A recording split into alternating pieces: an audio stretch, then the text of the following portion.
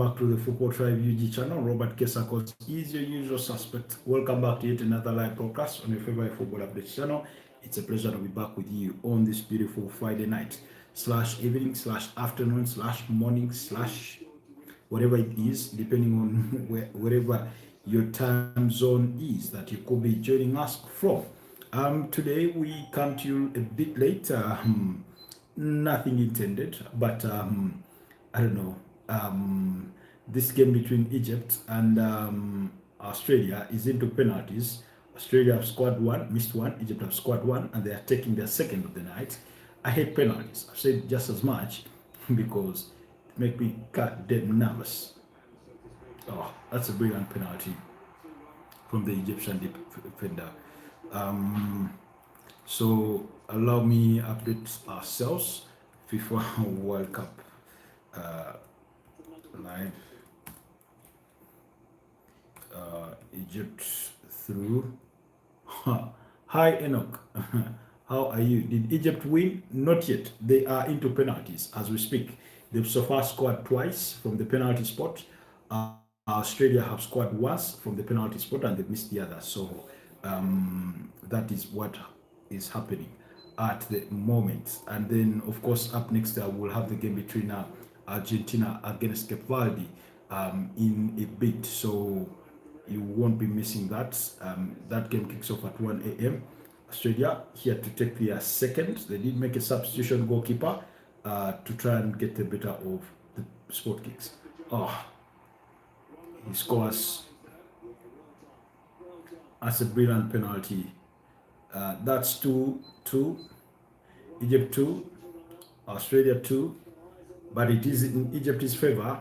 If they do miss a penalty, they will only have themselves to blame because once the first penalty taker took and missed, he put the advantage in the hands of Egypt. And now is the Egyptian legend Mohamed Salah stepping up to take the penalty. Can he convert from the spot? We've seen him miss a penalty before.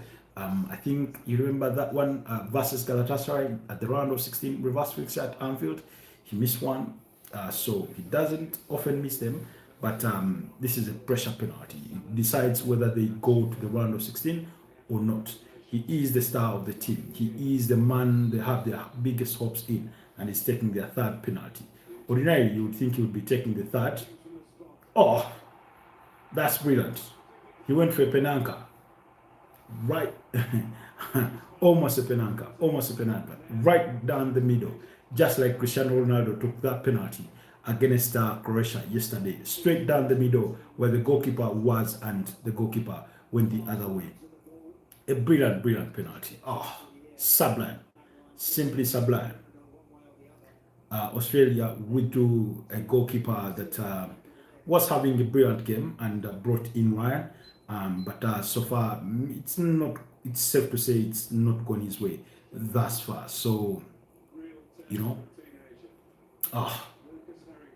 there's a youngster, Lucas Harrington, on the spot kick. This is the fourth penalty for Australia. Can they pull through? If he misses this one and Egypt score the next one, the tie will be as good as done and dusted. Oh, he's missed. It's come off the crossbar. He had gone in the right direction. The goalkeeper had also gone the right direction, but it went off the crossbar. Oh, that's so cruel. So cruel. I hate penalties. With all the anxiety that they present and everything that comes with them is never a cup of tea for me when it comes to these issues. I think I've voiced my opinion about penalties, and here comes Egypt is shot 4. Those of you who say defenders shouldn't be taking penalties, we've seen Egypt is shot 5 take a penalty and score from the penalty spot. So I don't know what you're going to tell us about that. You miss a penalty because you have missed a penalty, not because you are not worthy to take a penalty in the first place. It was actually Rabia. Yes, Rabia. And then this one is Ibrahim. Ibrahim. If he scores this one, Egypt are through. If he misses, then Australia will have to take the other penalty. Come on. Oh, he scored. And Egypt are through. Egypt are through. 4-3, 4-2 on penalties.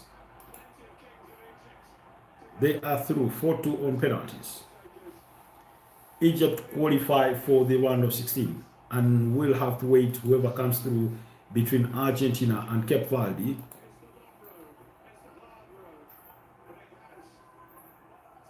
Congratulations, Team Egypt. Congratulations to the pharaohs of Egypt. Congratulations to the descendants of the pyramids. They come from the land of the pyramids.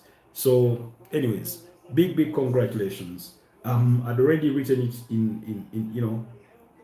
in our headline that Egypt through with a couple of exclamation marks. But that's because earlier on we were in the forum predicting that who will be going through, and I said Egypt will be going through at the expense of Australia. Yes, they did win games in the group stages, but they never seemed convincing for me. And that's it. Egypt through on penalties. Egypt through 4-2. Oh, okay, 4-2 on penalties. Let's see. Up next is going to be Argentina versus Cape Verde. So make sure you do not miss out on that action. You can see the joy, what it means. Cabo Verde, Cape Verde, whatever you call it, are the ones up next. Meanwhile, I want to say thank you so much to all of you that were part of the morning broadcast. Let's even put up a poll question for this evening, and you let me know who will win. Who do you think will win tonight? I'm putting up a poll question for tonight: Argentina versus Cape Verde, so that so that you can let me know. Okay. So that you can let me know who you think will win tonight between Cape Verde and Argentina. Do you think Cape Verde can cause the upsets? We were speaking about this earlier and are saying, unfortunately, the football commercials will not let Cape Verde win. Not because they can't win, and not because they wouldn't be deserved winners if they had to go for it. But for us believers, we know anything is possible. The unthinkable can still happen. But I think it will be too much to expect, too much to demand of Cape Verde. But if it were to happen, wouldn't it be a World Cup bonus? Wouldn't it be a World Cup bonus? So, okay. Oh. Up next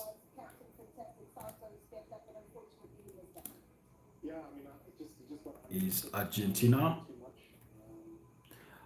Hello everyone, for those of you that are just joining us, kindly partake in our poll question for tonight. Who do you think will come out on top between Cape Verde and Argentina? But Robert Kesakos is my name, and I come to you live from Kampala, Uganda, where it's 4 minutes to midnight. That means it's 1 hour away from the kickoff for the game between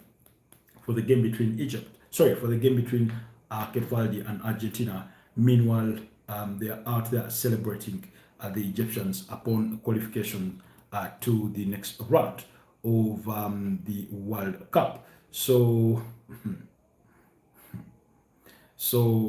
yeah, congratulations, Egypt. I was here hoping, against hope perhaps, but more importantly, I had that bit of faith. I had that bit of, I don't know, conviction that we were going to have another African team advance to the round of 16 after a run where, we've seen so many African teams.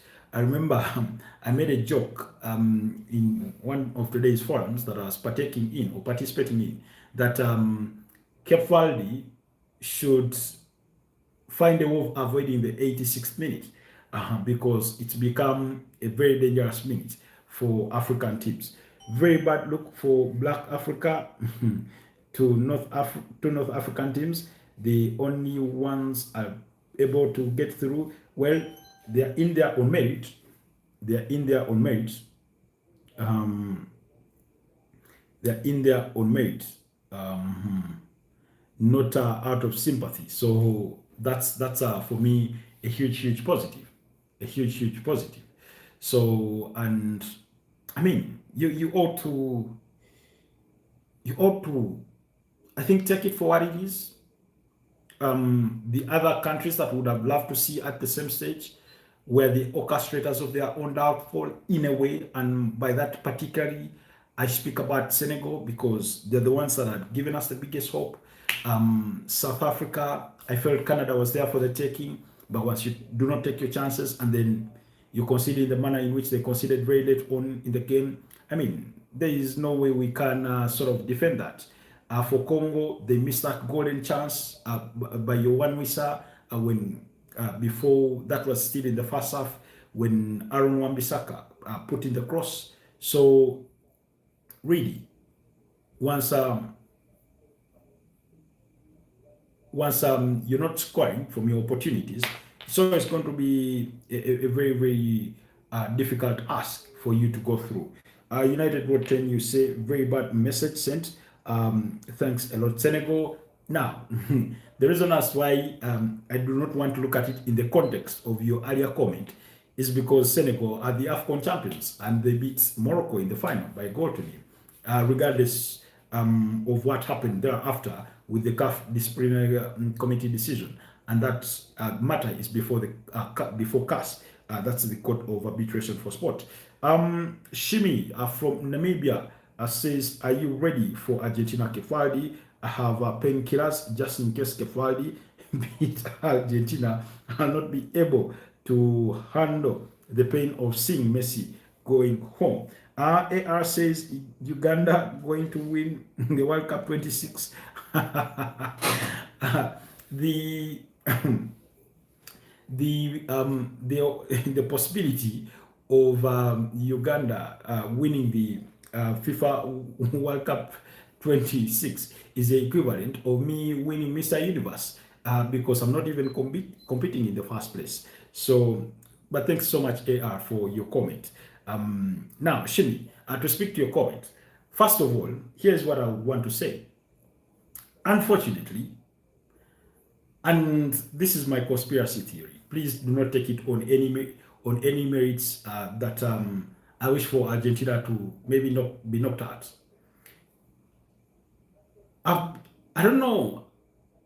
You know, when something happens for the first time, it's, mistake. Second time, coincidence. Third time, begins to become a pattern.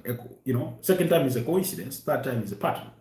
Now, there's a couple of decisions that Argentina have gone away with. And it's not immune to Argentina to get away with certain decisions that ordinarily shouldn't be going for them in a game of football. I mean, that happens almost routinely.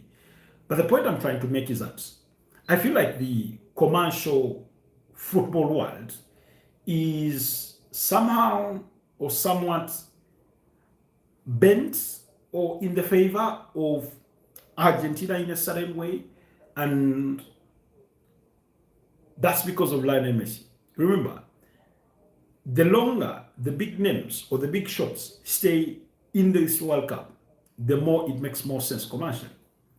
Now, if you put it on the footballing merit, and this is an assumption, imagine a scenario where, let's say, France were knocked out, so Kylian Mbappe is not in it.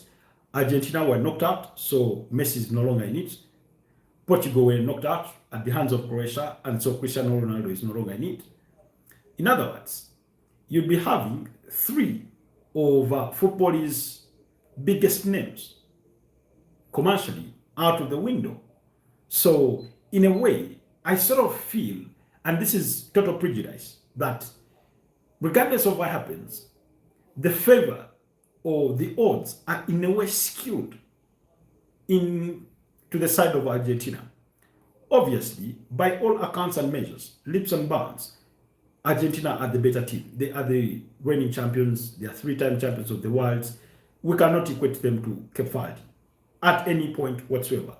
Even if we were to go player for player, the Argentina would still far preponderate whatever Cape Verde has to offer. Even if we were to look to the players on the bench, that's how good Argentina have in a squad. We're talking about a team that has not even relied on Julian Alvarez, So they are that good a team. And I'm sure the starting 11s have now popped out. But in a world where anything is possible, that's in the football world, as we did witness versus Spain, I'm inclined to believe that Cape Verde are capable of pulling out a rabbit out of their pockets. In other words, 1% chance, 99% hope.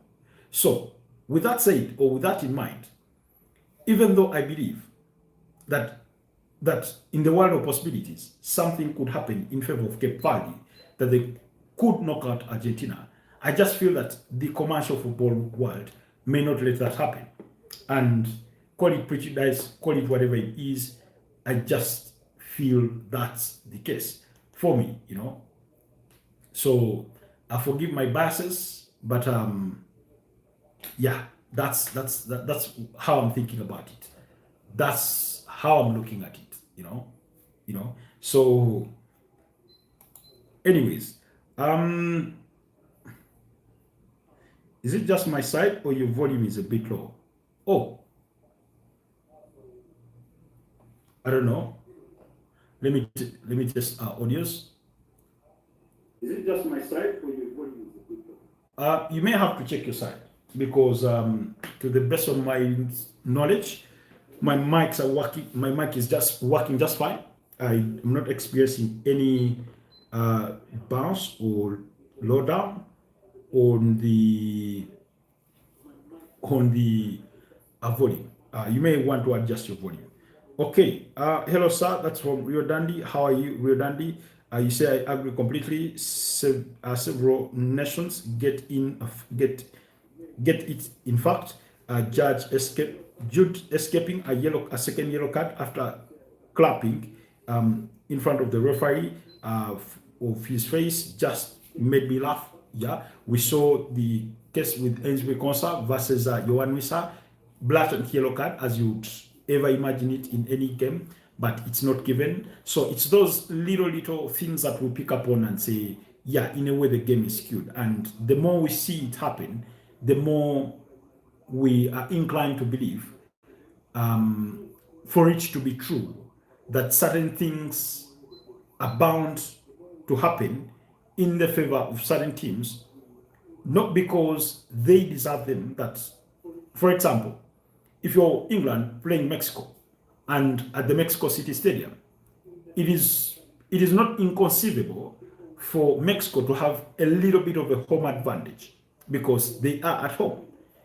There's that sort of home advantage that sometimes you get. So that's not unthinkable.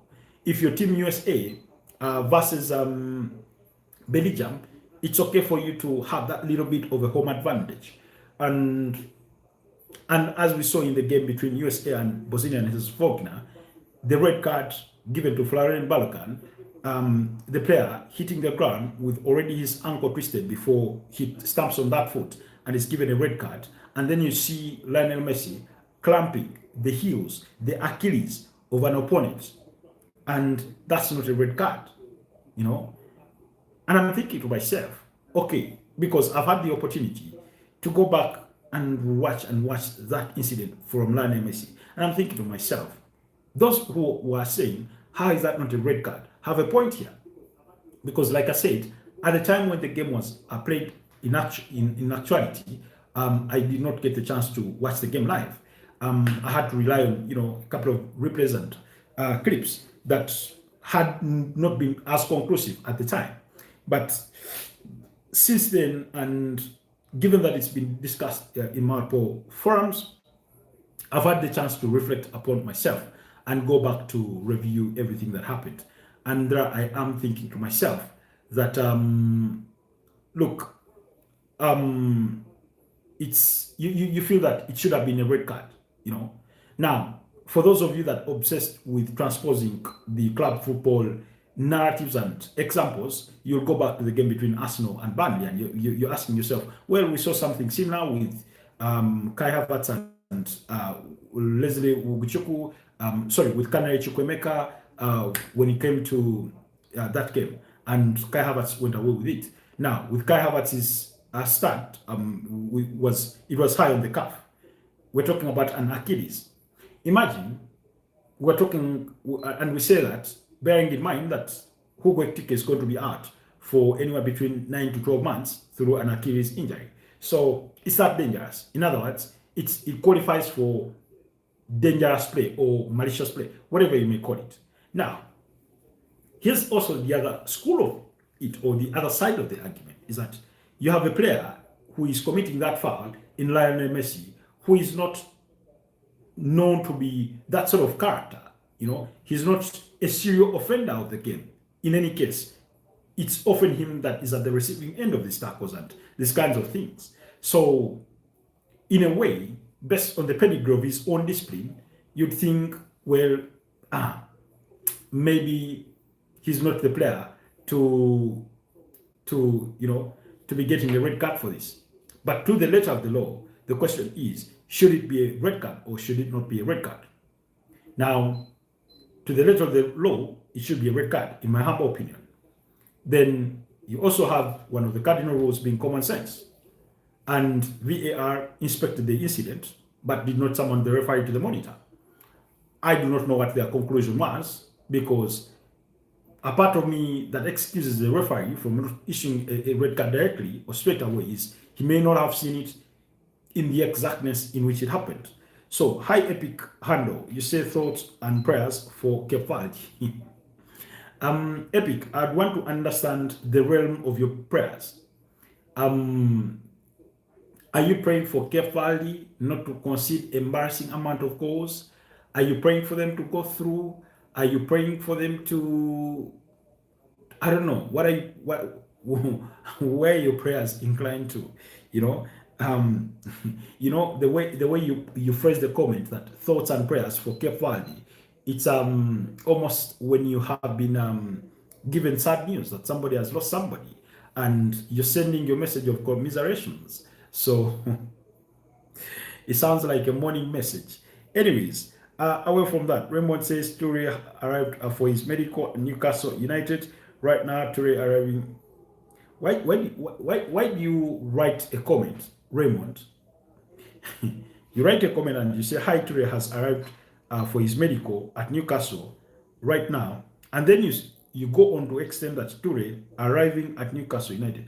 It's the same thing. Why do you repeat it in the same sentence? It's okay to write a comment of 2 words, of 3 words, of 1 line. It's okay. You don't need to repeat yourself. But thanks for your comment anyways. Sven, is that how it's pronounced? Sven says hello from Sweden. Sven, I think you're the first person to be joining us from Sweden. Are you from Stockholm, Sweden? That's the only thing I probably know about Sweden, apart from the other thing being the players from Sweden. Yasin Ayari, Lucas Bergvall, obviously Victor Gyökeres, Alexander Isak, Anthony Elanga, that sort of thing. Other than that, my knowledge about Sweden is close to non-existent. Lamine Yamal says hi Lamine, how are you doing? Raymond, you say Christian Kofane should sign for Newcastle United right now. Hopefully it works out well for you. You say Argentina is winning the game. Please just take part in that poll question for tonight. But after placing your vote in the poll question for tonight, please spare a moment and also type for me. What's your prediction in terms of the squad line? Do you think Cape Verde are going to concede 7? do you think Lionel Messi is going to score a hat trick? Today, we're in a forum on TikTok, and somebody asked us, who do we think is going to be the top scorer of the World Cup? Somebody said Cristiano Ronaldo, another one said Kylian Mbappe, I said Lionel Messi, another one said Harry Kane is going to be the top scorer of the World Cup. Now, you can imagine if Lionel Messi were to score a hat trick today, it would extend his individual tally to 9 goals. Remember, the highest goal scorer in a World Cup in a single tournament is a player called Justin Fontaine. I think in the 1958 World Cup with France. So that's the record for most number of goals at a single World Cup. So, and I stand to be corrected if it is otherwise. But to the best of my recollection, it was Justin Fontaine.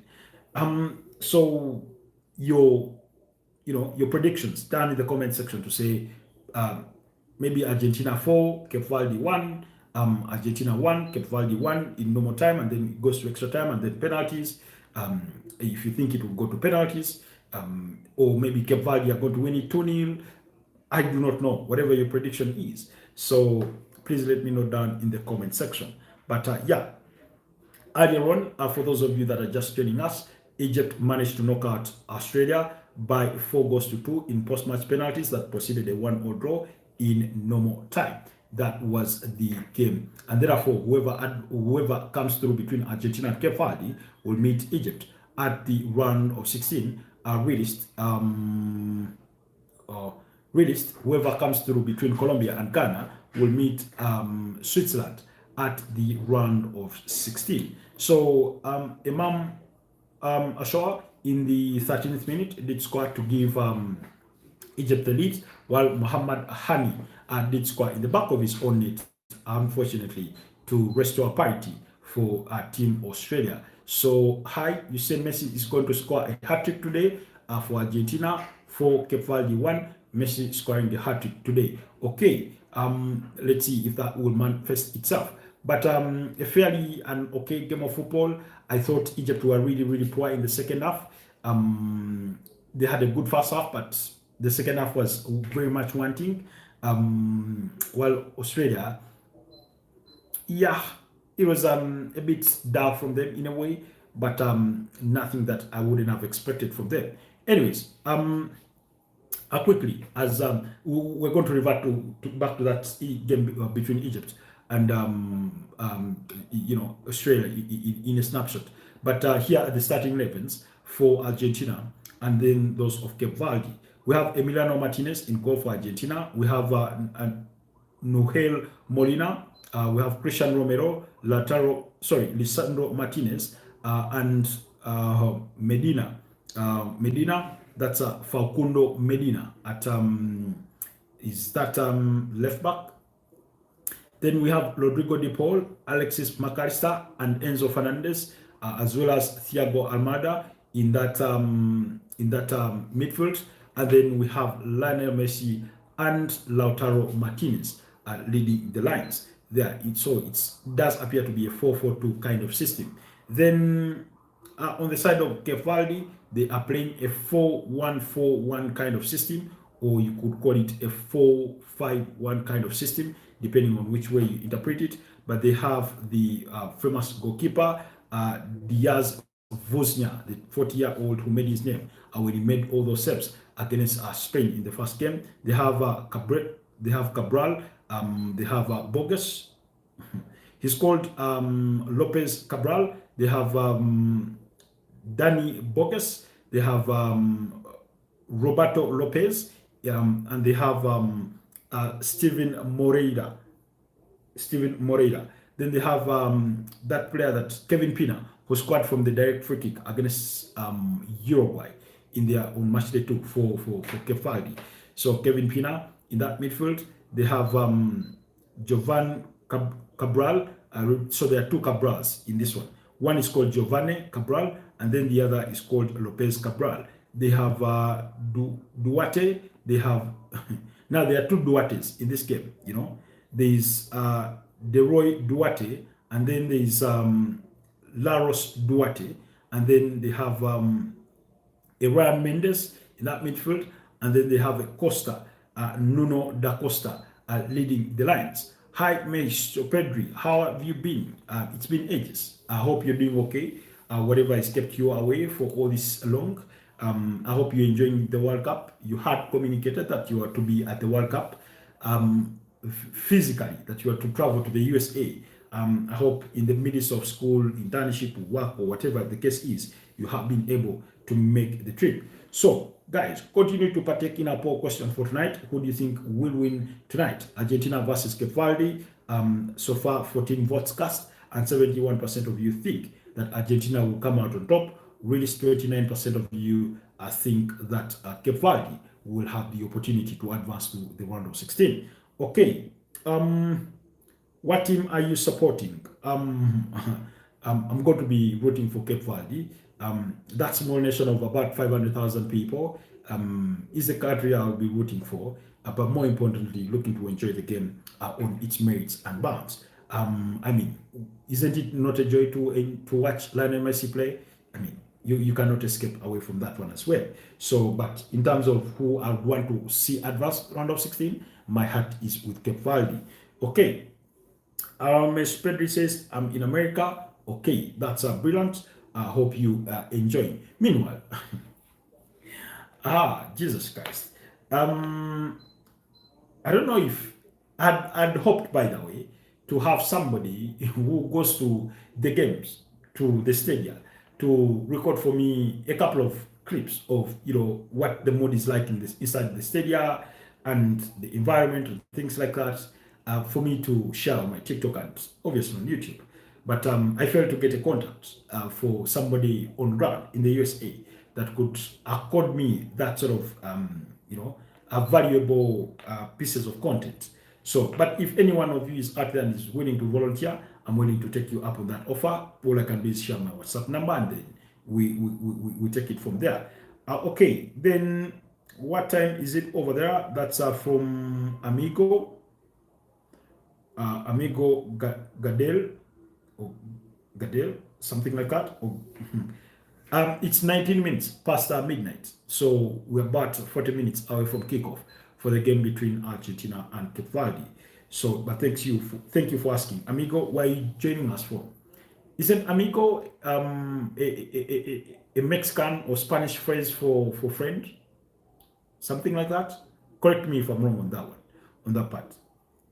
Why do I feel like you're supporting Cape Verde or a neutral? Shimi, you're not wrong. I'm supporting Cape Verde. I'll be rooting for them, to be fair. But like I say, it's also a joy to watch Lionel Messi. Like I want to enjoy the game as a neutral, but deep down, when it comes to the bottom line of it, I would want to see Cape Verde advance. I mean, in a way, Africa to have a third member at the round of 16. After taking 9 out of 10 from the group stages, we've performed really, really poorly at this stage of the round of 32. We've had our chances and we have squandered those chances. So a part of me hopes that maybe Cape Verde could become that nation, and possibly Ghana becomes the fourth country. Now, obviously, Ghana are up against a monster in Colombia. Their chances not very high, but for as long as you're competing, you do have a chance.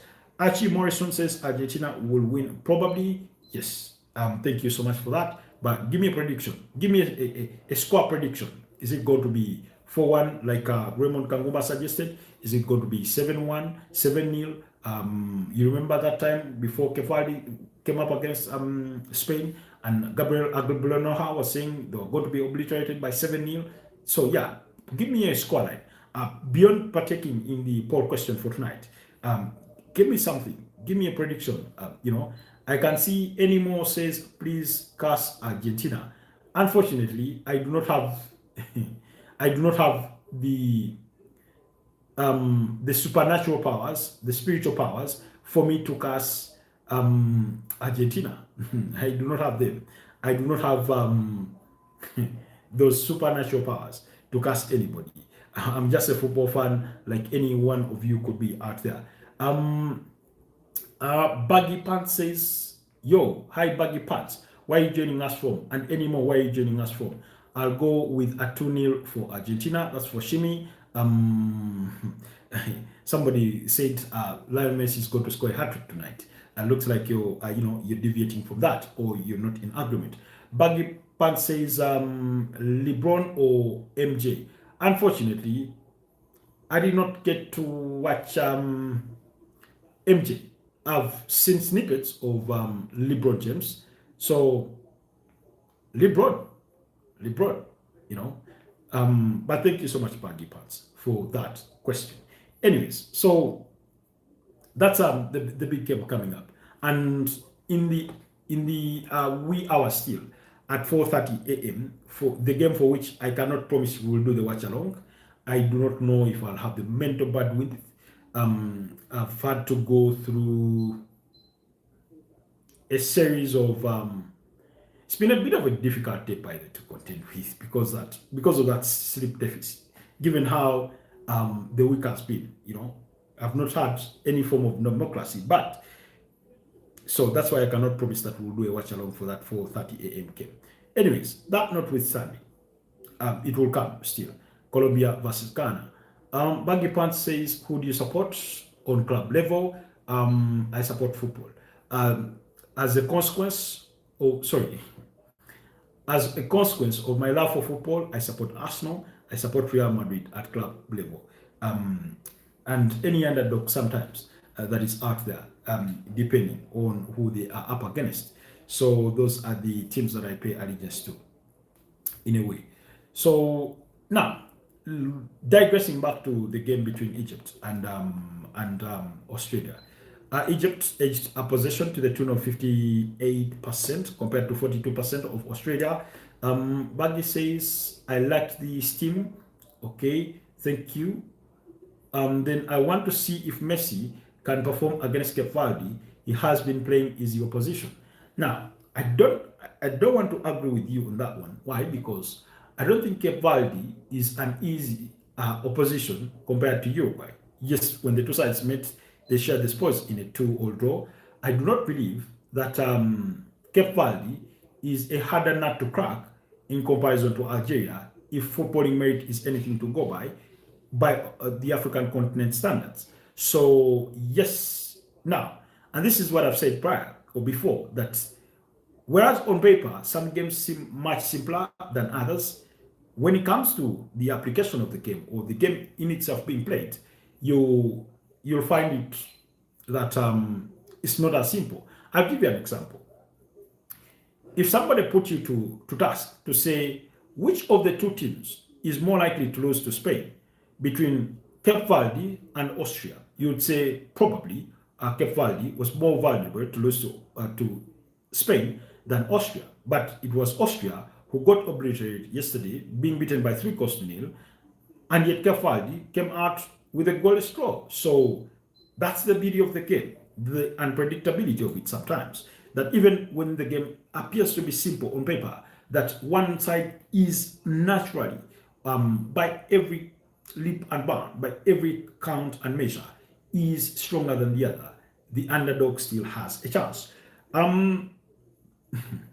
Ayan says, please unfollow Virati Kohli, effect his death.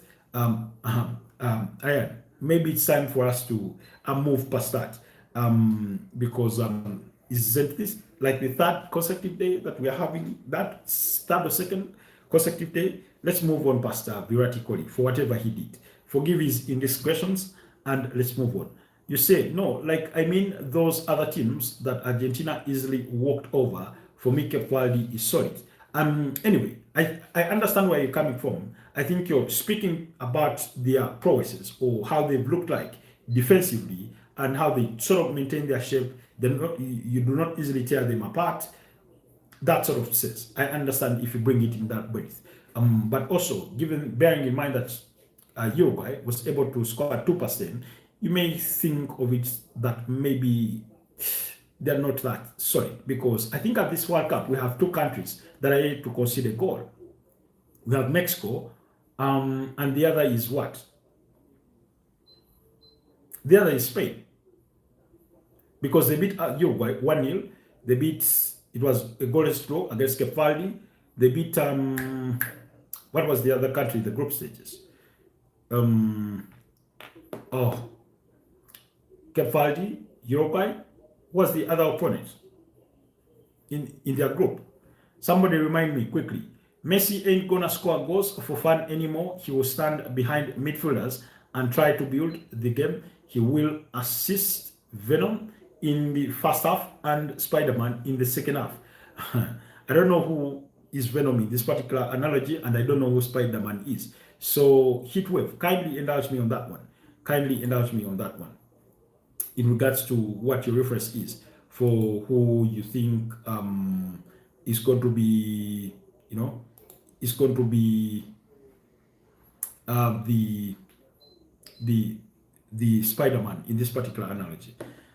So I'm trying to recall, who did Spain play? The other team that they played in the group stages. I'm really, really trying to recall.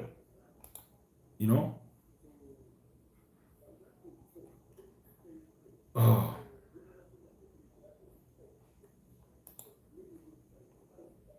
let's see. I'm trying to search for what group Spain was in. Yes, it was Saudi Arabia. Yes. Oh, but wait. Against Saudi Arabia, was it 4-0 or 4-1? I think it was 4-1. Because that essentially would mean that it's only Mexico that are yet to consider goal. So, anyways, back to the game between Egypt and Australia. 15 attempts. Julian Alvarez is Spider-Man and Lautaro is Venom. Wow, interesting analogy. I don't know why you fetch your permutations from to qualify them as such, but that's a good analogy. So, in terms of the statistics of the game, 15 attempts of goal for Australia compared to 14 for Egypt, 3 on target for Australia and 4 on target for Egypt. Who dominated possession? That's Egypt. Noble View says, big ups, man. Hi, Noble View. How are you doing, my brother? I'm led to believe that you're from Nigeria, and your channel was brought to my knowledge by a gentleman called Rio Dandy, who is a medical student from India. So big up on yourself, my brother. Thanks for the great work. I've had the opportunity to chime in a little bit during one of your watch-along games before I started my live broadcast. So thank you so much for your continued service and delivery, and I wish you the very best of luck. And then when I thought Egypt in the game struggled with long balls, set pieces, and you can see that the equalizer they conceded, which was an own goal by Muhammad Hani, it was from a set piece. They sort of struggled to deal with those long balls in the box. I don't know why, and it's not like they are a kind of team that predominantly has players of diminutive height. Even when you look at their backline, Faisal says, hello, mister. How are you? Hi, hello, Faisal. Why are you joining us from Faisal? Sanjaya. I think it's called Faisal Sanjaya. Where are you joining us from? Thanks, bro. Much love. Love your content. Thank you so much. Much respect. Keep up the spirit, my brother. And I wish you the best of luck. But before, I don't know for how long you're here, but before you think of signing out, who do you think is going to win the World Cup? That's a question for you, Noble View in particular. But the rest of the team, you're also allowed to chime in and give us your predictions for who you think will come out on top of the FIFA World Cup. So then, now, whoever comes through between Argentina and Cape Verde will come up against Egypt. And that's why, for me, I'd love to see Cape Verde at the next stage. And we have an all-African matchup at the World Cup. Because I don't remember if it has ever happened where an African team met another African team at the knockout stages of the World Cup, So wouldn't that be interesting in a way?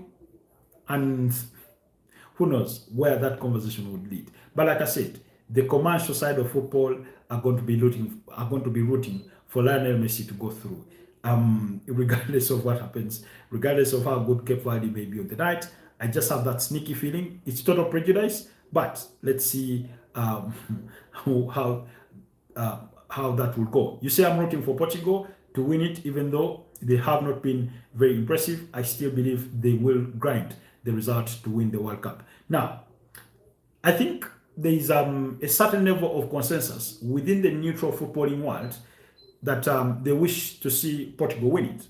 And I think part of it is rooted in the appreciation of the sort of quality that Portugal have within their, entire dressing room and that team setup.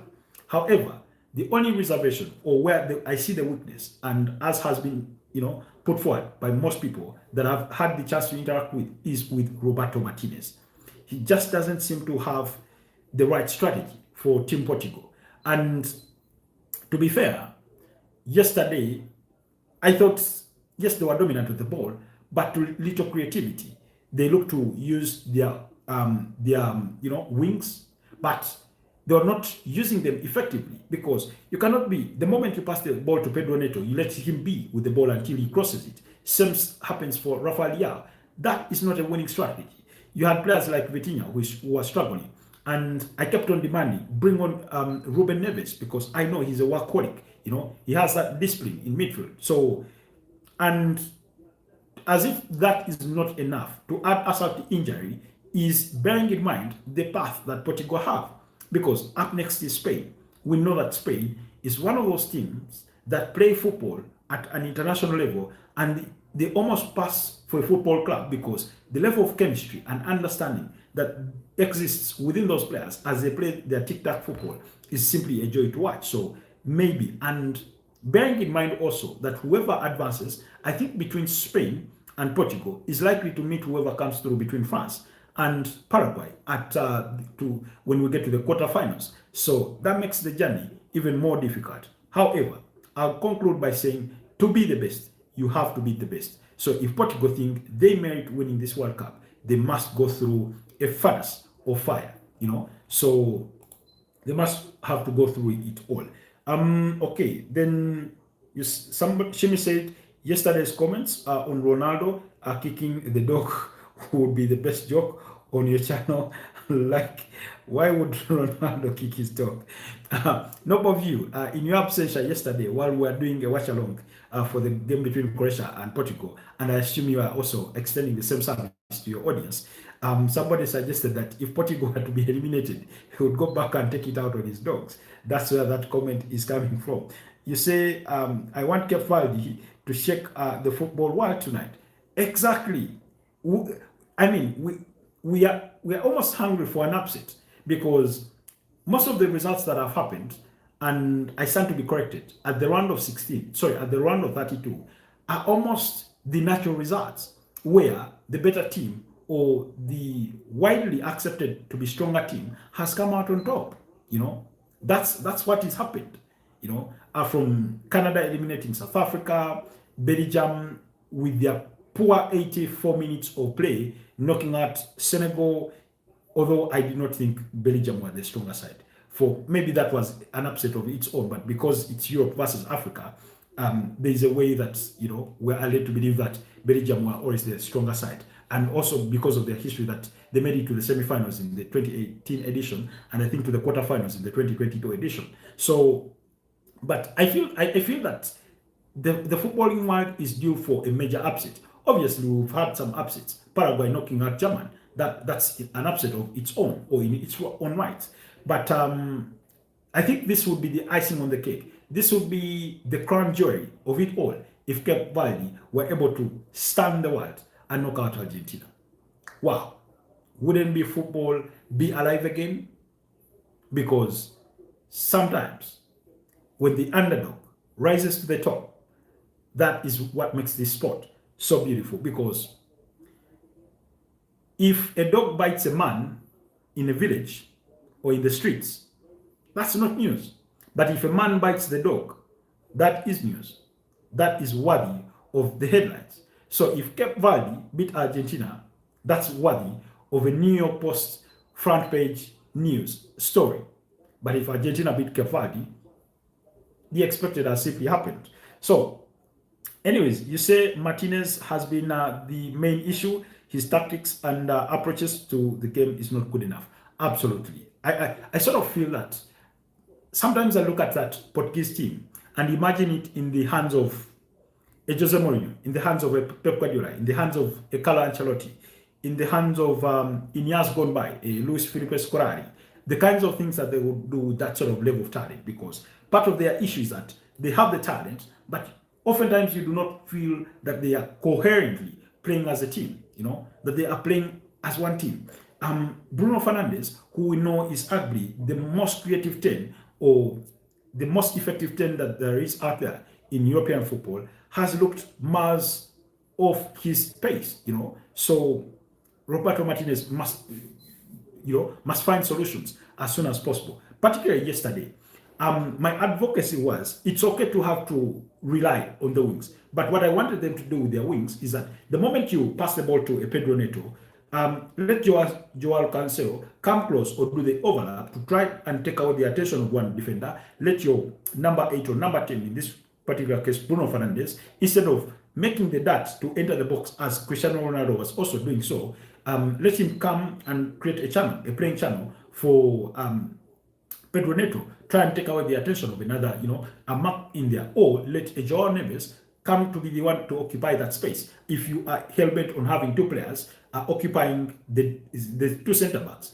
in there before you cross in that ball, that way you could rely on the talent of these wingers, because if the roles would be reversed, it would be Rafael Leao, Nuno Mendes, and maybe again Joao Neves creating the overloads on the other side, because you have the trust in these wingers that they can dribble past a player or two, and then maybe have a decent shot, aim at goal, and maybe you score from there. Or as the other two players that are creating the overloads in the channels steal the attention of some defenders, then maybe a Cristiano Ronaldo, maybe a Bruno Fernandes is going to find themselves in a more isolated sort of space for them to be able to score. But in the end, that's not how it was operating. And yet, through the spine, through the middle, they were struggling to create chances from that perspective. So anyways, let's hope that he can improve with the tournament, because sometimes we learn from our own mistakes and we do better. So I am only hoping against hope that Roberto Martinez can do better at the next round. Otherwise, Spain will rip them apart. Okay, then Archie Morrison says, what time is the game? The game kicks off in the next 20 minutes at 1 a.m. East African time. If you're in Europe or in the UK, that's going to be 11 p.m. If you're in Germany, Netherlands, and other parts of Europe, it's going to be midnight, because for some of you, we have a 1 hour gap, and then for UK, it's 2 hours. Okay. Number of you say that will be the biggest upset in the history of sports, not only football. Indeed. But I mean, you remember France as the 1998 reigning champions when they came at the 2002 World Cup and got upset by Senegal, who beat them by a goal to nil. That Senegal of the Papa Thiaws of today, the Alhaj Diouf, the Boubacar, was it Boubacar Kamara, something like that. So it could be, but it could be close to that. Then Archie Morrison says, hello, what time is the game? I think I've answered that. You say, I think Argentina will win 3-2, but it will be a close game, but Argentina will snatch it. Now, surprisingly, not many people think it's going to be a close contest. A lot of people seem to think it's going to be one-way street all the way. What do you think of the lineups for both teams?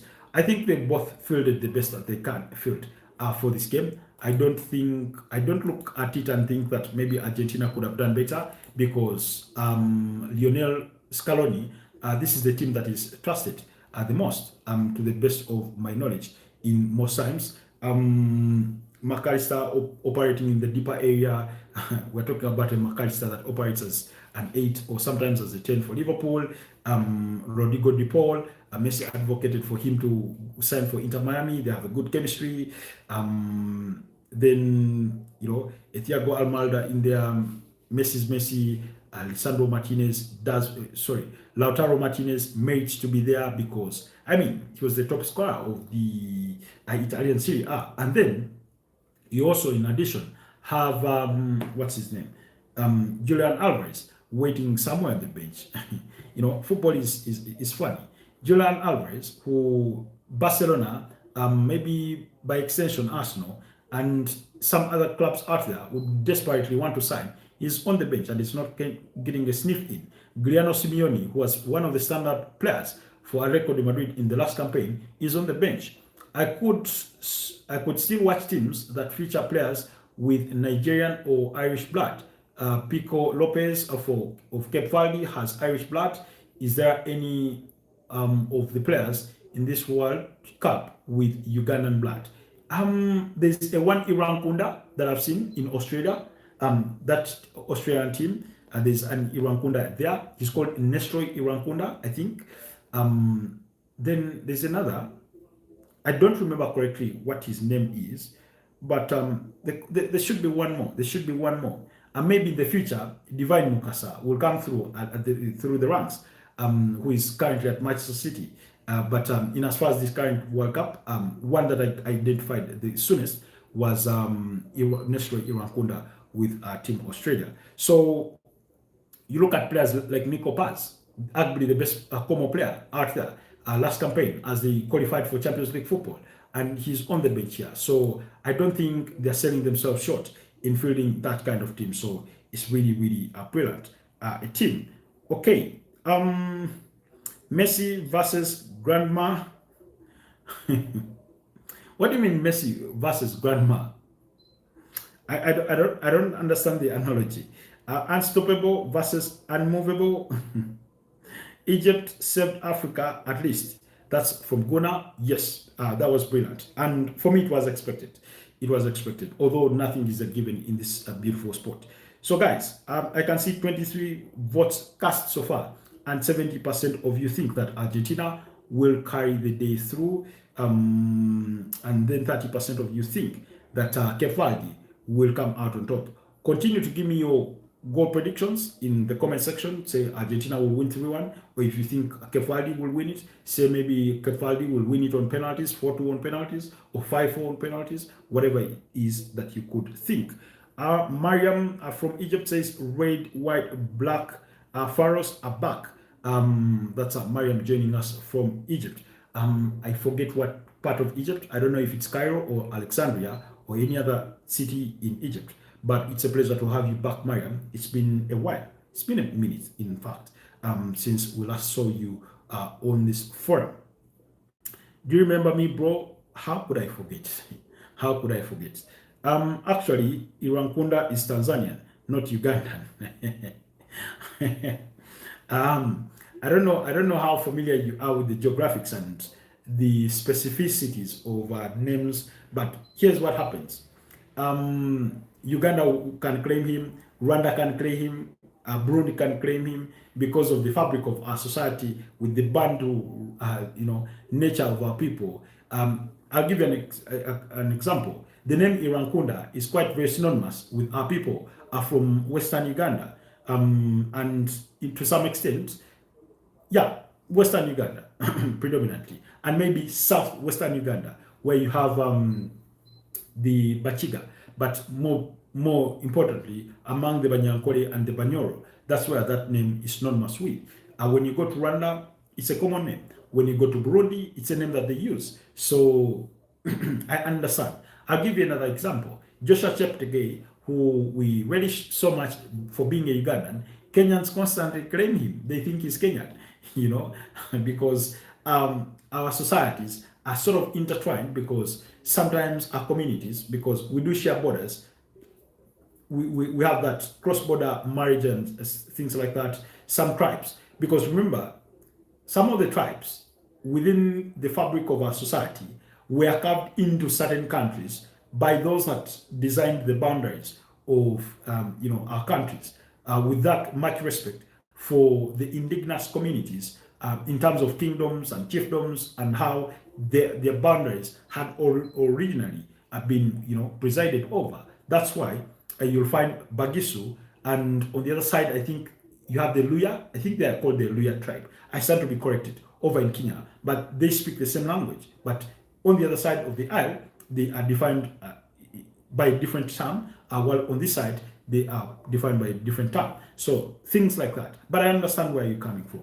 But I would claim Irankunda more as a Ugandan.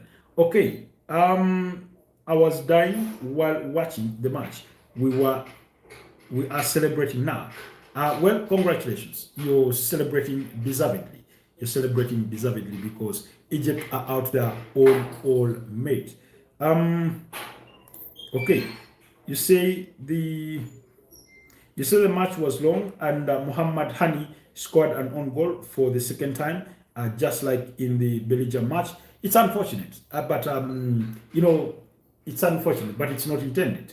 You see, anyway, it can happen to anybody. It can happen to anybody. I've seen the best of defenders out there score on goals. I've seen the best of midfielders score on goals. So it's very unfortunate. Maybe given that it is happening for the second time, that makes it suspicious, or not suspicious in the sense of it's intentional, but you hate to see those kinds of patterns in football. So first time is a mistake, second time is a coincidence. If it does it the third time, then conspiracy theorists will be out for blood on his name. But I do sort of understand and appreciate where you're coming from with that. Anyways, okay. What do you think of the national team players? Do you think they deserve to move to European clubs? Now, first and foremost, I'm an advocate of any African player, regardless of where they are born on this continent, to go and explore their talent in Europe. Why? Because it's an opportunity to rub shoulders with the absolute best, because it gives you the opportunity to learn from the very best, so that when we get to tournaments like the World Cup, you know how to compete against these teams. Two, our economies. Now, unless you're born rich within your own family, let's say you're the son of Aliko Dangote, you're the son of Patrice Motsepe from South Africa, you're the son of Muhammad Delji from Tanzania, you're the son of Esudiri Ruparelia from Uganda, you're the son of William Samoei Arap Ruto, the president of Kenya, you're the son of His Excellency Uhuru Kenyatta, the former president of Kenya, or you're the son of Cyril Ramaphosa in South Africa, I would advocate that if you have the talent that qualifies you to go and play football from Europe, go and play there. Because go and bring some dollars, go and bring some euros back to our continent, help build these economies. That's why players like Mohamed Salah, beyond anything, I don't know particularly what he's been able to do within his own society, but I would want to assume it's a great deal. Look at players like Mohamed Salah. Sadio Mane. He's been able to build a small stadium in his community. He's been able to build a hospital, so I hear. So when you hear some of the things that African players that have gone over there have been able to do, you cannot encourage them to go and do that. So, one, for footballing merit, go and learn from the very best, interact with them, rub shoulders with them, learn from them, any little thing that you can learn from them. It makes us better. It makes us better. That's why Morocco brought in a player like Ayubu Bouadi, who has grown up through the ranks of France and captained, I think, their under-19 team. But as soon as he learned that France were not going to give him the opportunity to go play at the World Cup, he switched allegiances and he's played for Morocco. We've loved to watch him play. So, go do that. Brahim Diaz, I think, to the best of my knowledge, he grew up in Spain. He's come back and represented his a country with which he has roots with. So any national team players out there, for me, I think if there's an opportunity for you to go and play in Europe, in European clubs, grab it with both hands, and the rest will be history. I want to recommend more of that from South African players. South African players, I don't know if they are reluctant to go to Europe. I don't know if it's just not a system that they want to nurture within themselves, but I would encourage them to move out more. I think their national team will subsequently benefit from it. Yes, I know that. I'm just asking about their quality. Do you think they are good? They are good enough. They are more than good enough because, you have George Weah, a Ballon d'Or winner in 1995. Look at what Mohamed Salah has been able to do at Liverpool in the last 9 years. No other player, white, black, whatever you may think of it, Caucasian, American, etc., has been able to do. So that merits you to go there. Look at Sadio Mane, what he's been able to achieve at Liverpool, to Bayern Munich, to Al Nassr. Look at a player like Ryan Athnori, coming from Wolverhampton Wanderers, is at Manchester City. Look at the Didier Drogbas of this world. They went and bowled it at Chelsea. Look at Samuel Eto'o from Barcelona. Of course, he had other stints elsewhere before joining Barcelona, at Inter Milan, at Chelsea, at Everton. Look at players like Steven Pienaar, former South African footballer, at Everton, at Tottenham. So we have the talent that merits to play at those clubs. Some go and it does not work out. But just because some go and it doesn't work out doesn't mean that we should stop trying. Hala Madrid says, do you remember me? Obviously, I do remember you, Hala Madrid. How are you doing? Who are you rooting for at this World Cup? And tonight, particularly for the game between Argentina and Cape Verde, are you paying allegiance to any of those sides? You say Imam Ashura has many offers. Let him grab those offers. Look at Morocco. Look at Ismail Saibari. He's leaving PSV Eindhoven to go to Bayern Munich. How is that a bad thing? You know, the Ayubu Wadi that we're talking about, Arsenal are interested, Liverpool are interested, PSG are reported to be interested, Man United have made inquiries about the player. So ask what you want, to be in those conversations, you know, to be in those conversations. So any player that deems themselves good enough to go out there, take the opportunity if the chance is there. So I do not think that African talent is in question in regards to whether they have the capabilities of going out there, and hacking it at the highest level. So they may as well have a crack at it. Name 5 players from the Egyptian national team who you think are good to play professionally in English. No, the question I would put to you in reverse, and I know a question shouldn't be answering a question, is who do you think doesn't deserve to be bowling out there? You know, are you telling me? I'll give you an example, and allow me to use this example. I don't know if it's going to be popular or how it will sound to some, but I'll use it anyway. Are you telling me that let's say Muhammad Hani is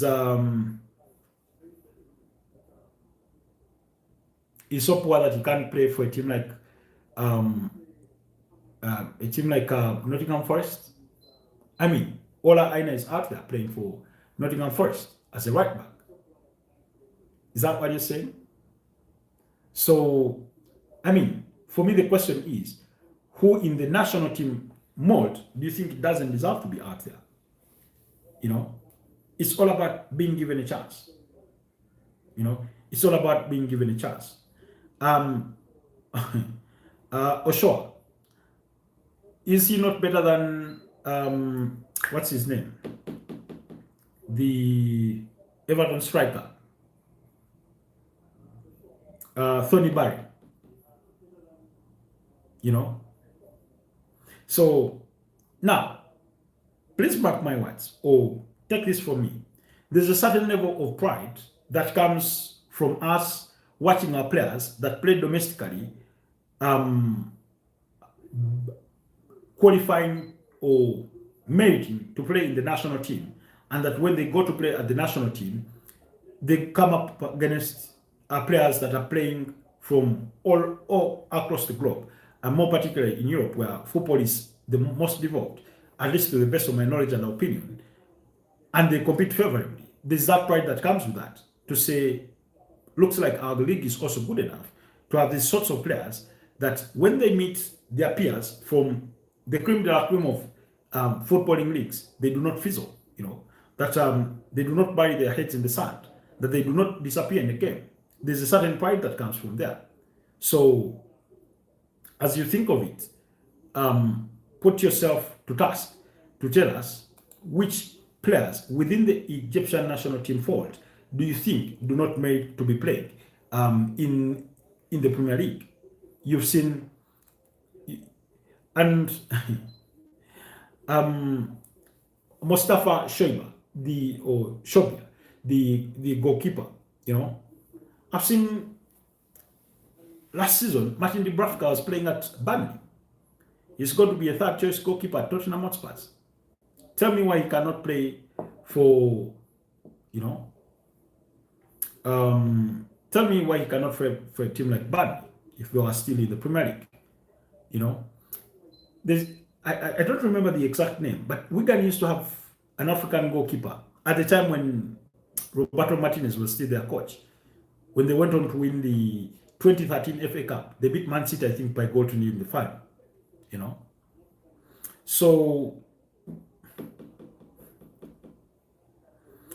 I think those players are good enough. I think those players are good enough. Yasser Ibrahim from Al Ahly. Tell me that he cannot start in that West Ham team that has had Konstantinos Mavropanos, Malik Diop, Issa Diop, Jean-Claire Todibo. Is he not good enough to play in a team like that? So I'll put the question to you. Which player in the Egyptian team do you think is not worthy of being in a Premier League team? You know, you have these teams that have just been promoted. Mohamed Trezeguet, I know he had a stint with Aston Villa. Yes, it never worked out well. But are you telling me he cannot penetrate into a team like Coventry? So I'll sort of throw back that question back to you for you to decide on what you think the exploits of those players should be. I can see 24 votes cast, 71% of you think Argentina will go through, while 29% of you think that Cape Verde have a chance. Kickoff is only in a couple of minutes, if not less, from now. No. I didn't mean Mohamed El Shanawi. That's not the goalkeeper that I was meaning. There's a different goalkeeper. I forget his name, but he used to play for Wigan. I'll try and look up his name if I can.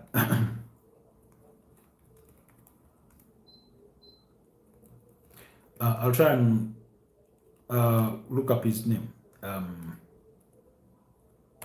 and see if I can dig it up.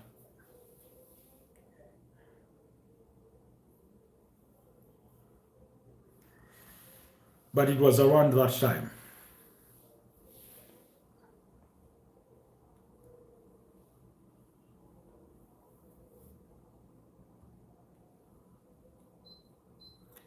You say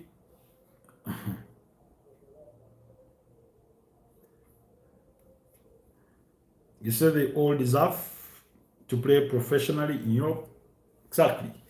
Lionel Scaloni, the man in charge of this Argentine side, looking to make history, looking to write history. Because in the history of the World Cup, there's only two countries that have won the World Cup back to back, and that's Brazil and France. Sorry, and Italy. Italy and Brazil. Italy in 1934 and in 1938, and then Brazil in 1958 and in 1962. So, man, I like that Argentina kid. I like that Argentina kid. Asim El Hadi.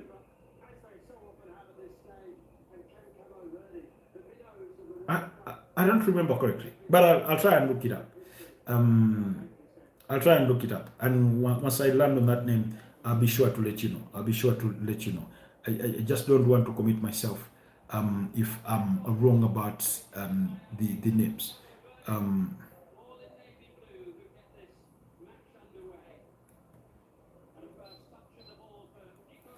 He may have not been an Egyptian goalkeeper, but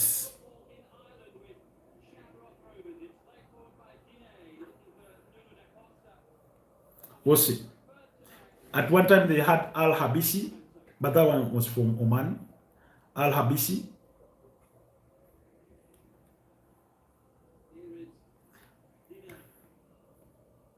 Anyway, the game has kicked off between Argentina and Cape Verde.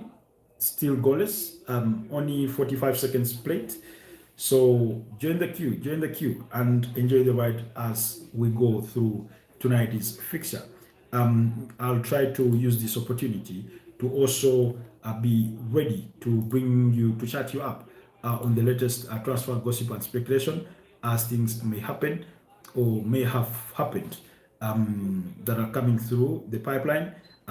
We'll get to touch them in the course of the match, and we see where the conversation leads.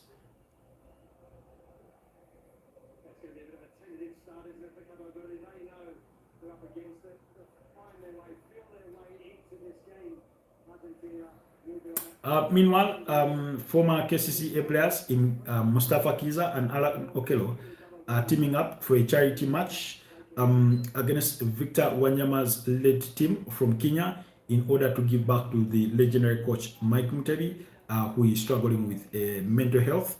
So,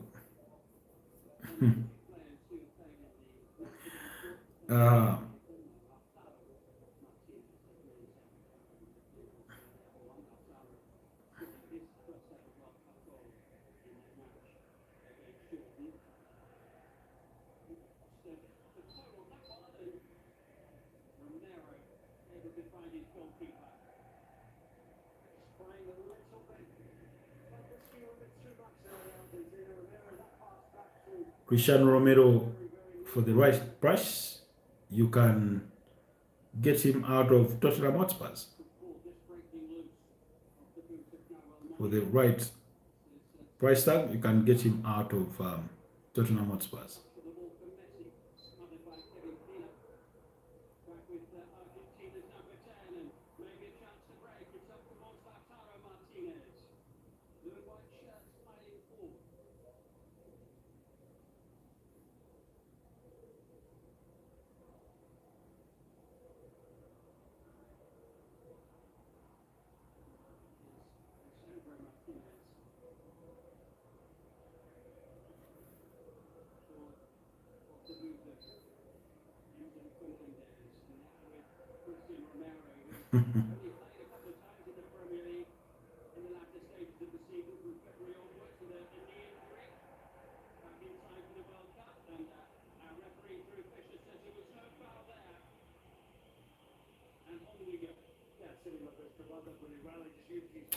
Okay, algorithm says hello, how are you? Good evening. What's your prediction for tonight's game between Argentina and Cape Verde?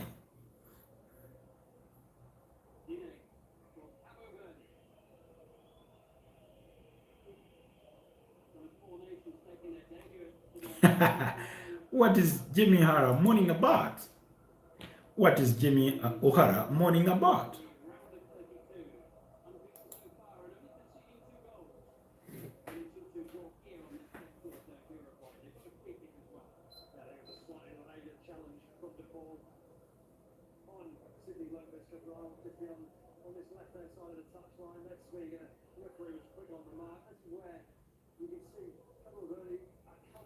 You say, hi, there, champ. I think Cape Verde is going to do a shocker.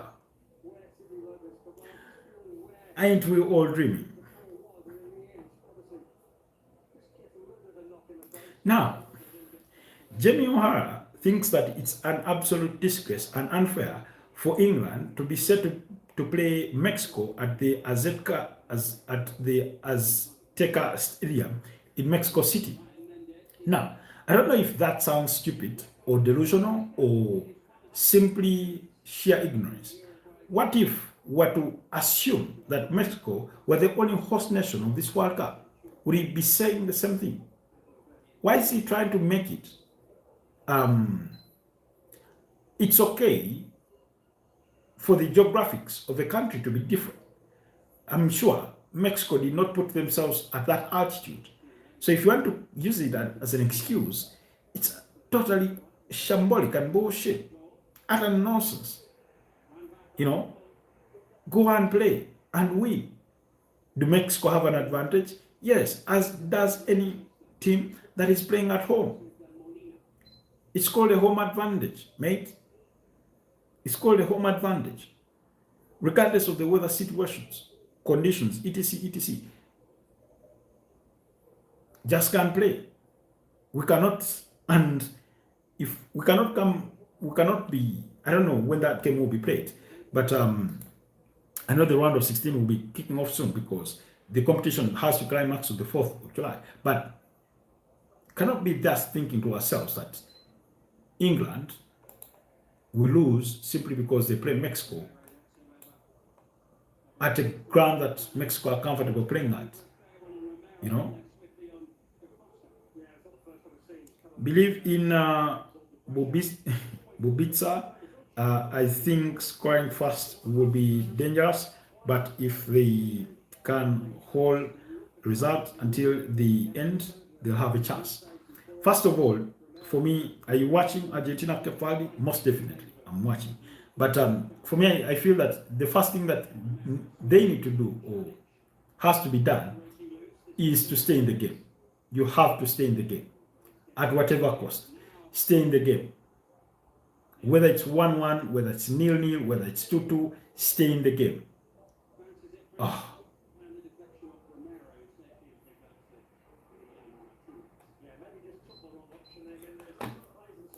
Oh. Excuse me. Oh, Jesus Christ. At 4:30 a.m., Ghana will be up against Colombia, so do not miss out on that. Gone are the days when they used to indicate the captains of the team.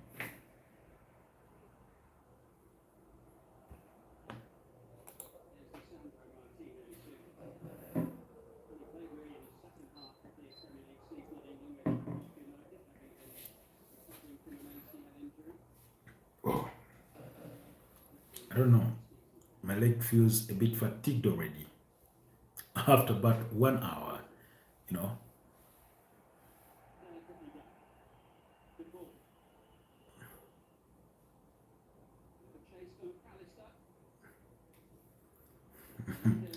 Tiwaka waka, it's time for Africa.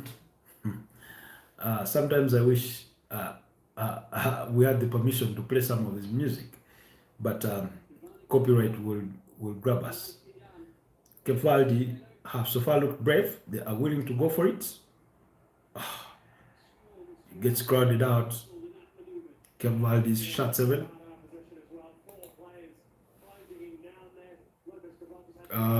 That is Giovanni Cabral.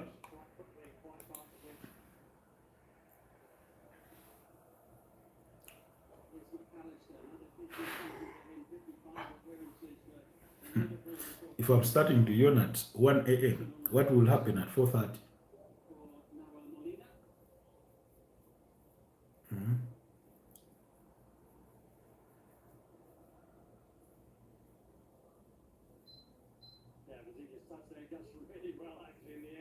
Woznia showing already signs of brevity. Steve Harrington says, "Bar, what's up?" Algorithm says this Cape Verde game holding their defense line and go for their lone chance, but this is an experienced, well selected and managed team. We'll see what they are capable of. I feel that one of those players that you can target is Christian Romero. He can be susceptible to making mistakes or errors, so you can sort of target him in a way.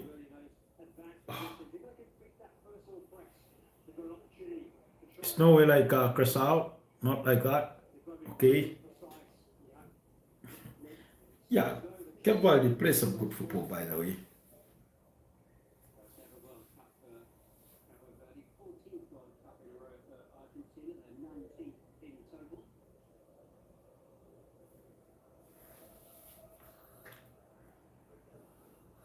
With respect to Cressal as well, all due respect to them, I didn't know about Cressal and their overall existence until this World Cup, until the World Cup close. So, trust me, these are countries that you're learning about just as much as I am, in a way.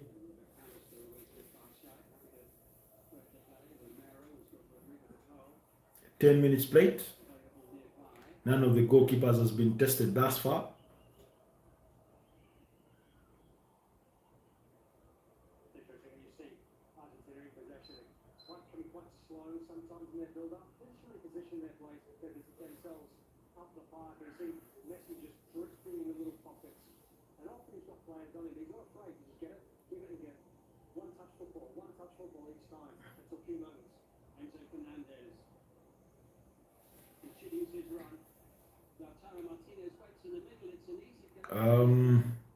You say 192 nations, I think. Tournament with 48 teams is good idea. And yet some people think 48 teams is too many, forgetting how many countries there is in the world. So that is a big party and all those have a chance. I mean, that's not even half, you know. It's not even half, you know. So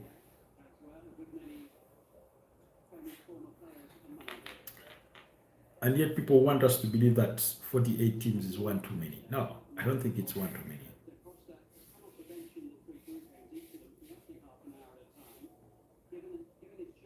Let's all have a crack at it. In the future, I won't be surprised if there will be a competition second to the World Cup. Like you see how in UEFA they have that. You have the UEFA Champions League and the Europa League. Yeah. In the future, you could see a World Cup tier 2. Oh yeah, that could be a great idea. So you may see that sort of thing. The difference will be that they are not played at the same time, so that the World Cup maintains its status. So then you imagine, let's say a Uganda, an India, a North Korea, you know, and they are playing in that sort of second tier competition. I don't know how the arrangement of it will be. It can be with as many as 32 teams, even if there are 24 to start with. I don't know, but it can be. And then by virtue of winning that competition, you qualify directly to play in the World Cup, the next edition of the World Cup, whether you host or you're not. So I agree, and 192 team competition, but it's bigger logistical problem. Yeah, it can be a bigger logistical problem, but in essence, you agree fully. I'm all in with that. So just food for thought. Just food for thought. Maybe you never know. Italy by now would have been playing in that competition. You know, Italy would have been playing there. Maybe Denmark, maybe Hungary, and you can see at the sound of it that maybe Nigeria. You still have strong nations that will be competing in that competition. You know, so it will well be worth it.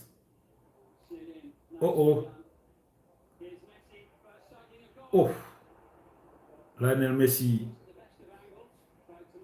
having an attempt at goal already.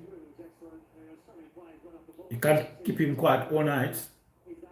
Just couldn't cut it perfectly well and goes wide of the mark.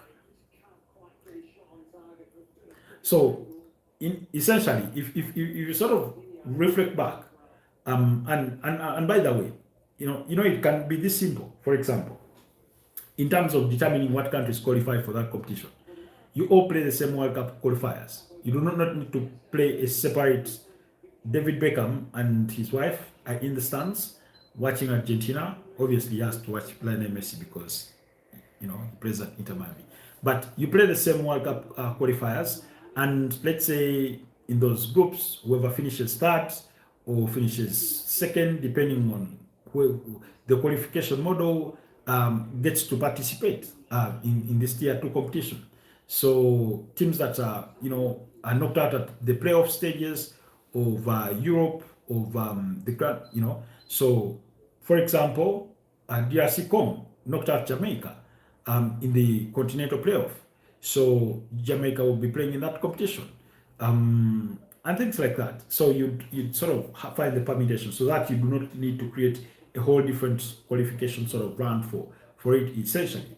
The question then will be maybe look, we used to have the Confederation Cup. I don't know what happened to it. 15:35 now. That's Steve Harrington. Okay. For us, it's 16 minutes past 1 a.m. Argentina probing. Come on. Is it just going to be a free kick because it's against Lionel Messi? He clearly gets the ball. Is Messi not supposed to be tackled? Come on, get on with it. How is that a free kick? He clearly got the ball. You say in Europe it already happens like that. You have League of Nations Group A and B depending on biannual results. So yeah, I mean, so that means the mechanism for a qualification model is already there. So you know,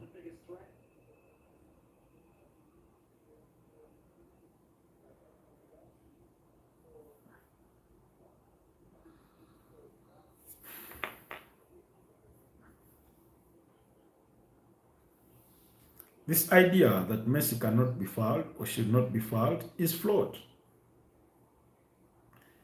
Is flawed.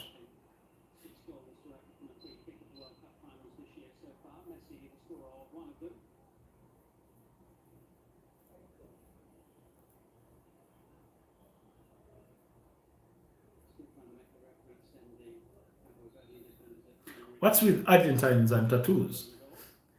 Is it some sort of line of passage or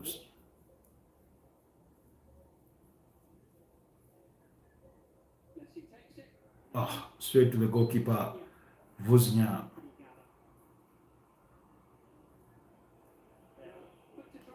Couldn't keep that one in. Apologies to his teammates.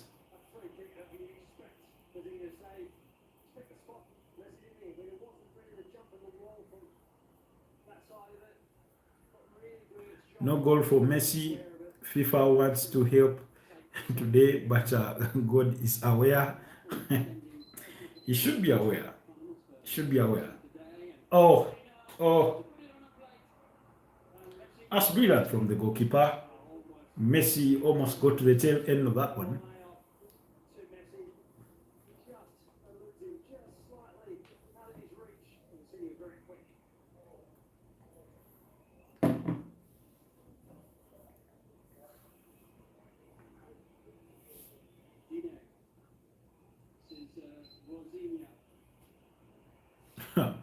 Vuznia, and the way he likes dribbling, he must be careful because on one of those occasions he'll concede possession, trying to be too smart.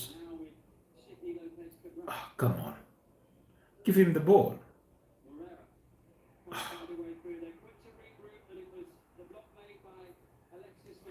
In reviewing the Pasalic offside goal yesterday, want to say that number 20, Matanovic, said he he headed it. Is that what he said? Because that was based on apparently this sparse evidence from the ball chip that he had made contact with the ball. That's technology in the game. I saw somebody saying, the initiators of the game did not envision this. Obviously, they didn't because that level of technology was never there in the first place. You know, it was never there in the first place. So how could they have? Kevin Pina,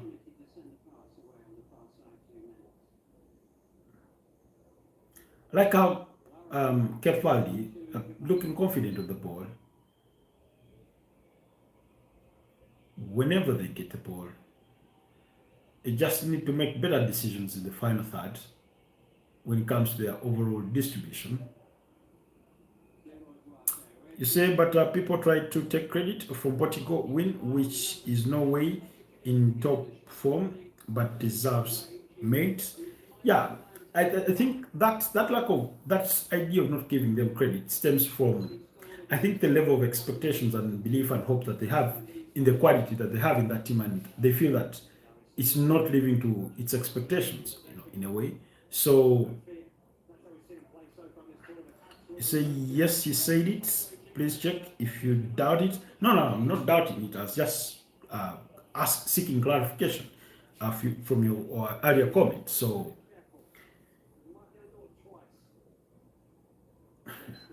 Woznia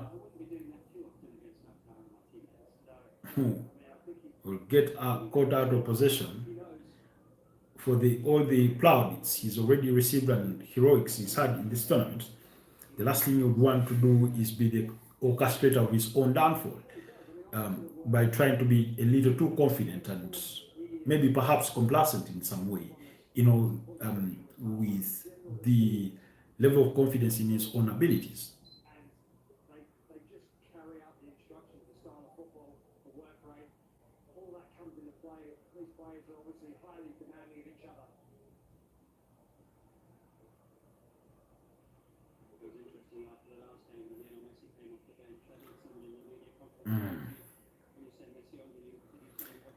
So if you said it, then that's good for football. We can use some level of honesty. Oh,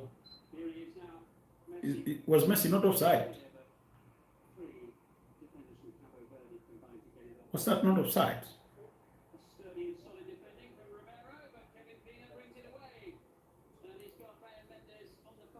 People are expecting we win 3-0 to big teams. We are like all German going on on draws, flipping matches, but really losing, but rarely losing. I understand that, but when you're one of the tournament's favorites, you must come up against one of the big teams and put up a performance that, in a way, sends a message. That sends a message, and I think the footballing world that wishes for Portugal to win it, for Cristiano Ronaldo to win it, feels that they are yet to give us that sort of a performance that sends a message, And the longer it goes on, the less confidence they grow in Portugal's capabilities. But we'll wait and see. Sometimes teams grow with competitions, others drag themselves through competitions and win eventually. Sarayan says, "What's up, bro? What's up to you too?" And it's not bad. Portugal was too emotional all days. Now we are cerebral. Okay.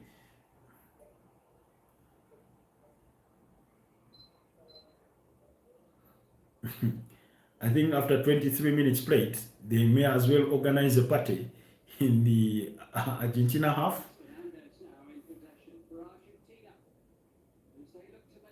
But Argentina have only had 2 attempts on goal, both from Lionel Messi.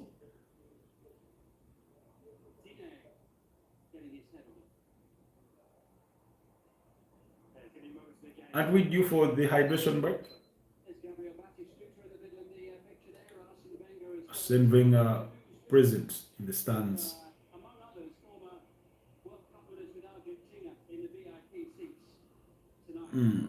Sarayan says, "How do you manage with people saying hateful things towards you, bro?" I mean, there's so little that I can control. There's so little that I can control. We live in a society where people attack others, that people that they don't know, people that they've never had a grudge with, and people that they've never spoken to. Somebody just sees you there and they feel enraged. Now, when you meet such people in society, they are oftentimes they have their own issues that they are dealing with in life. Because trust me, people that are well off and people that are okay in their different aspects of life have no time to be giving negative vibes. Absolutely not. Absolutely not. So it's not something that you or I can control. We just have to sort of, find a way to deal with it or to live through it. If you can stay clear of them, you stay clear of them. If you can live in the same space with them and accommodate them with their bad manners, you do you. A says KFC. You want to buy me KFC? You can super chat me.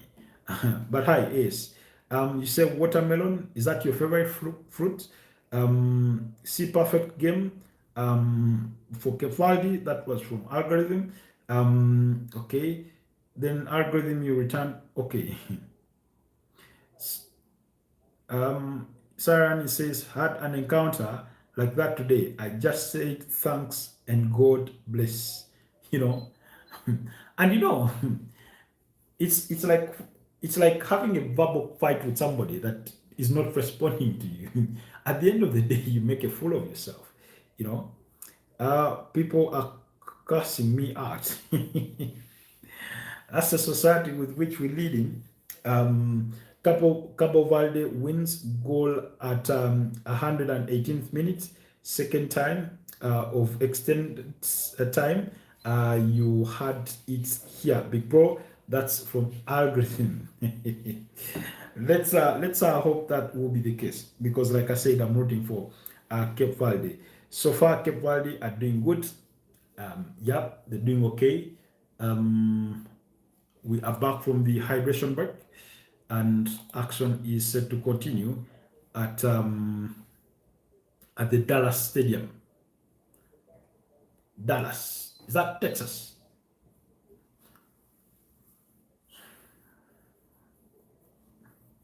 I'm surprised by the voting patterns on the channel, by the way.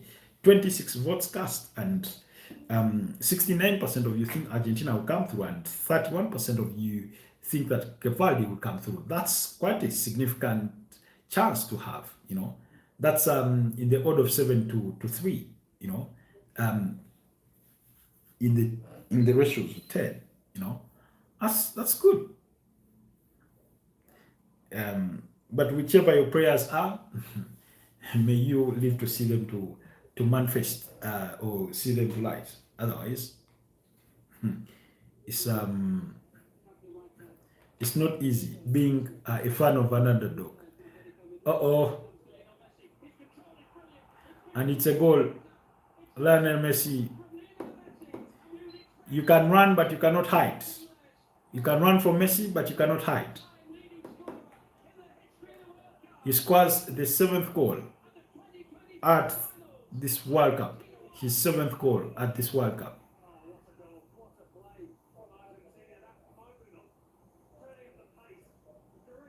I hope this is not the start of many, because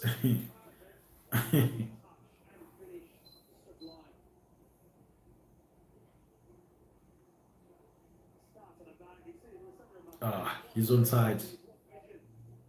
He drops his shoulder, perfectly timed run, simple control of the ball, sets himself up with one touch and flicks it beyond the goalkeeper with the second. He makes it look so simple and easy.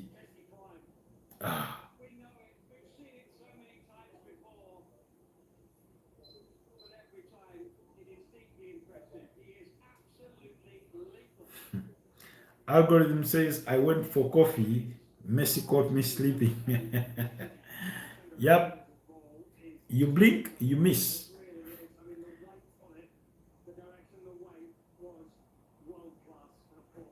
You blink, you miss.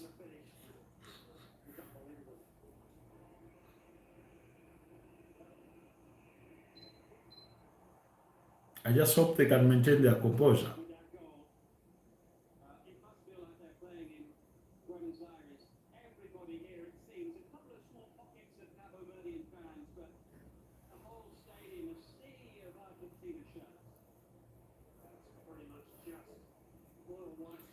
Imagine it were to be a final of Argentina versus Portugal.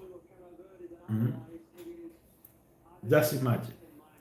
I mean, I want Brazil to win this thing, but I think commercial, the commercial football cabal would want to see a final of Portugal versus Argentina in an ideal world, because that will be box office, or that will be money for the bookies and the rookies.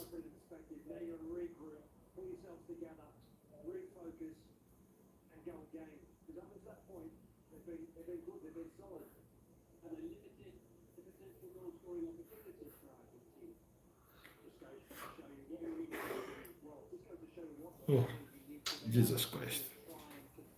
We have approached the halfway mark.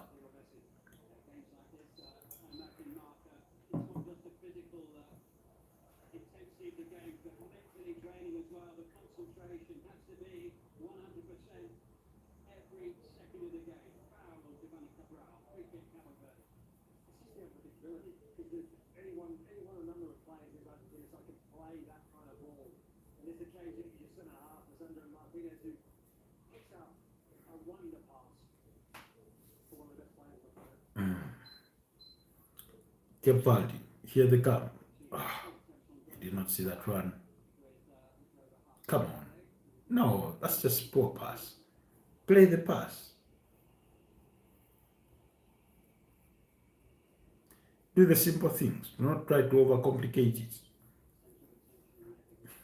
Now the cameraman will not stop showing us Messi.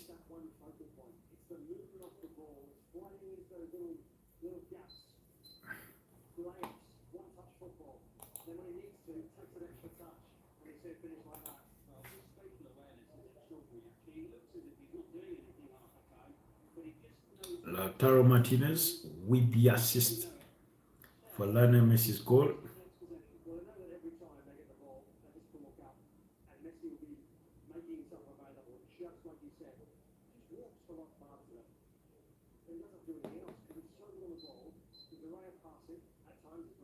He's literally walking around the ball. Shimi says, imagine a 49-year-old scoring goals, but some people who are 49 years old are in awe. Messi is 39.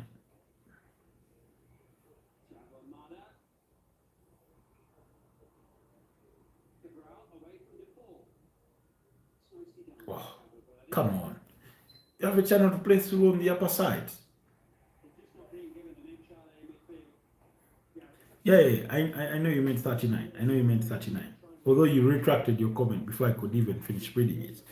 But as soon as I read 49, I knew you meant 39. So no pun intended. Water break did wonderful for Argentina. Would you agree? Yeah. you know the water break is it's like a restart moment, and if you do not reorganize yourself quick enough, you concede. It's like when teams are just back for the second half, the first 5 minutes are oftentimes very dangerous, very dangerous.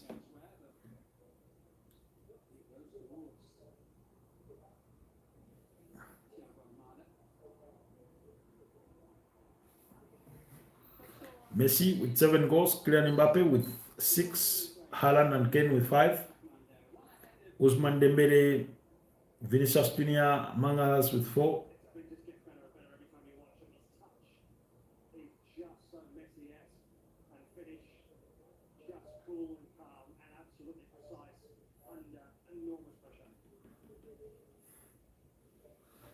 Electrolytes do work.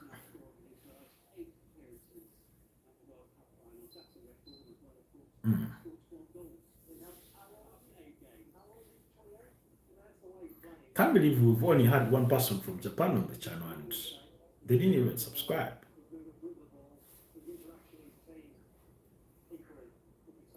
Japan, South Korea, nobody from China? Xinhao. That is me speaking Chinese.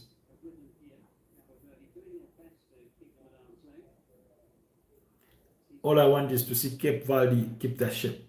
Do not panic. Do not try to find an equalizer so quick. Stay in the game. Keep it simple. Stay in shape.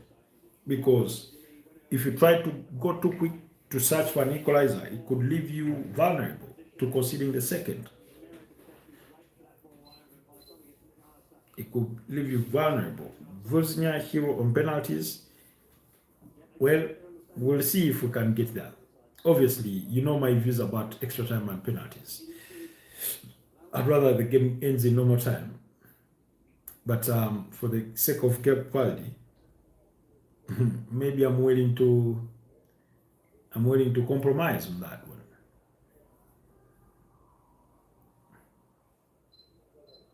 "36 minutes played. Argentina 1, Cape Verde 0. Cape Verde are yet to have an attempt on goal. Really, Argentina have had 3, 2 on targets and 1 off targets. 1 goal.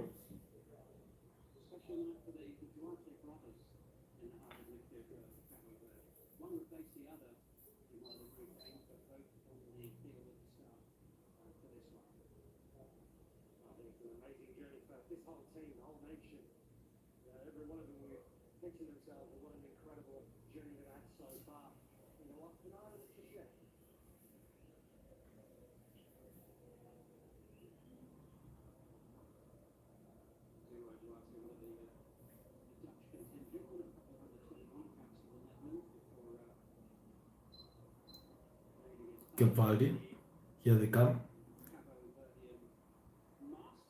Come on.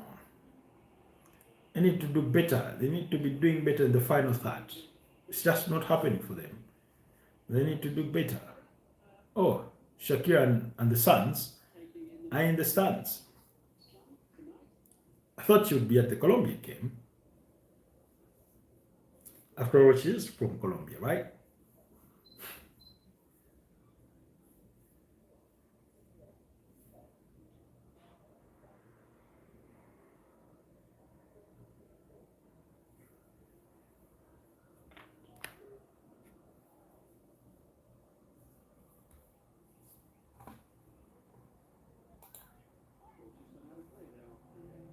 Oh.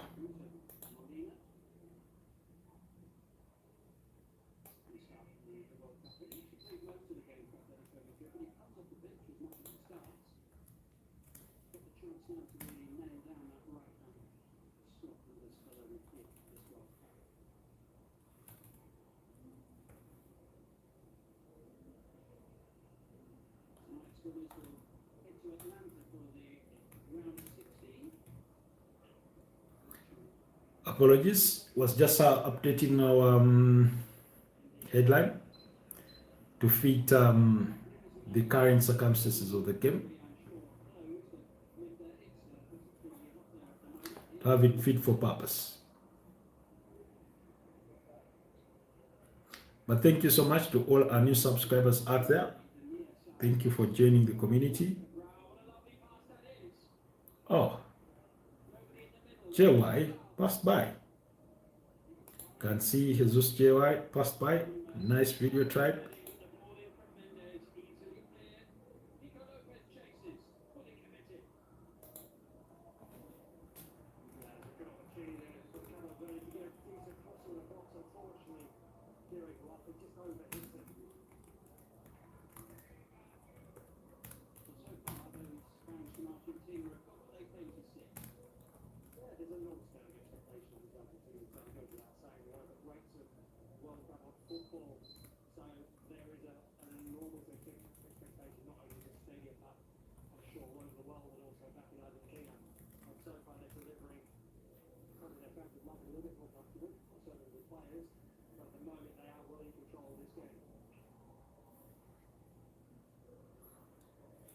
Hi Ash, say I just woke up, missed all the action. You didn't miss much, to be honest. I can tell you what you missed. It's 4:10 a.m. there. Okay, you've missed an attempt from Lionel Messi that went wide of the mark.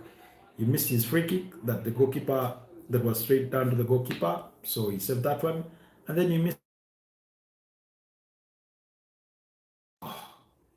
Apologies on the internet glitch there.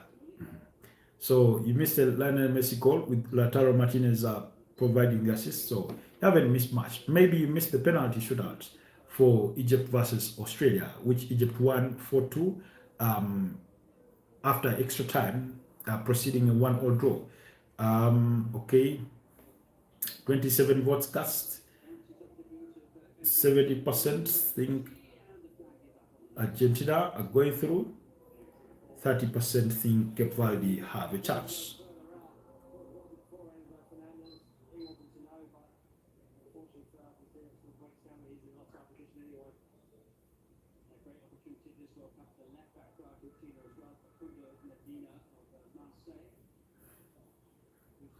You say no Asian team left? I don't think so. Not to the best of my knowledge.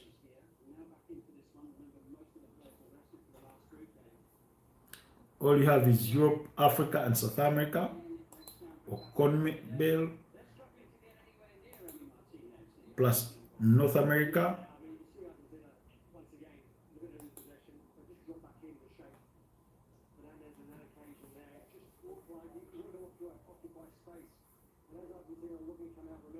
Are you going to watch Ghana versus Colombia? I'm hoping to, but I don't know. I don't know if my head will be will still have the bandwidth to stay awake, because last night was a long night. It was crazy. Went to bed at about 5:30. Thought I'd sleep up to somewhat like 8. Nah, that was far from it. That was far from it.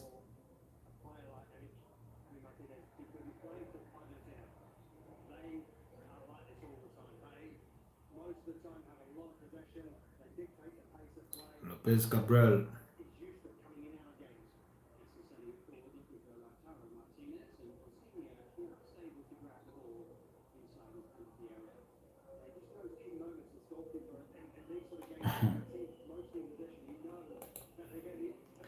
Okay, I'll have a break, eat, and we'll return at the end of the game. Let's hope Cape Verde is still on it. See you right back. Champ, enjoy. Okay, enjoy your, I don't know, break, your dinner, your lunch, your snack.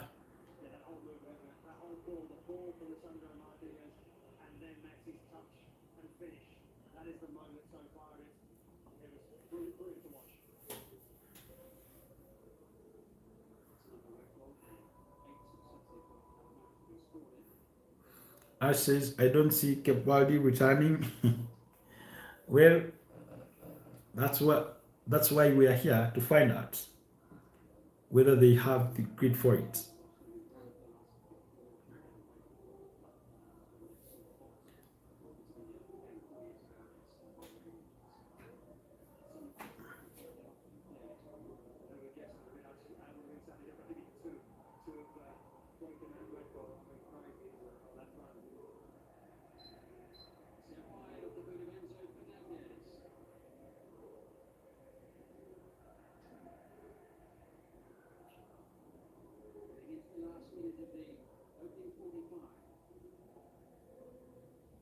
So basically, Messi is on 7 goals now. That's true. Messi 7, Mbappe 6, Hurricane, and that was perfectly accidentally set up for Lautaro Martinez to have a crack at it, and he did, and Woznia saved. So I was saying Messi at 7, Mbappe at 6, Brad Erling Haaland and Hurricane at 5. And then you have a couple of players at 4 goals, the likes of Ousmane Dembele, the likes of Vinicius Jr. at 4 goals. Some of the others are bow out of the competition. I think the likes of Ismail Sarr.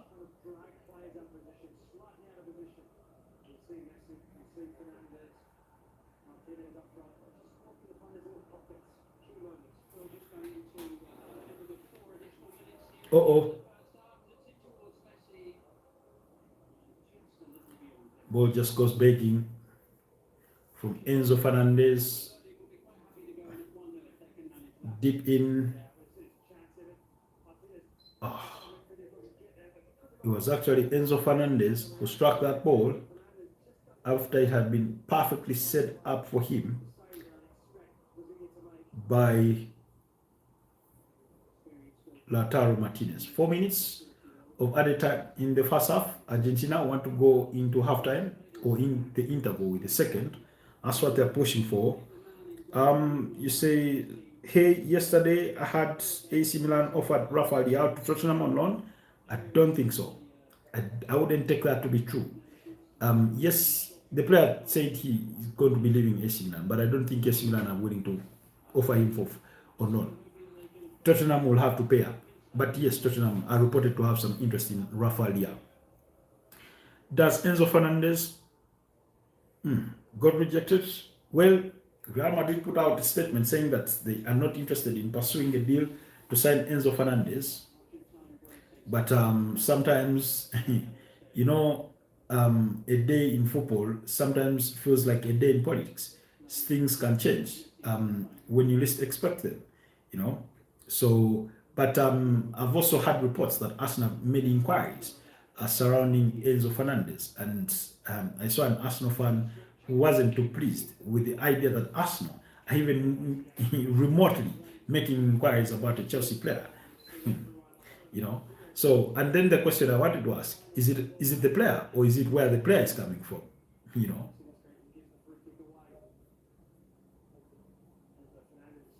So for me, it's not where the player is coming from; it's the player. If it's good enough, so be it.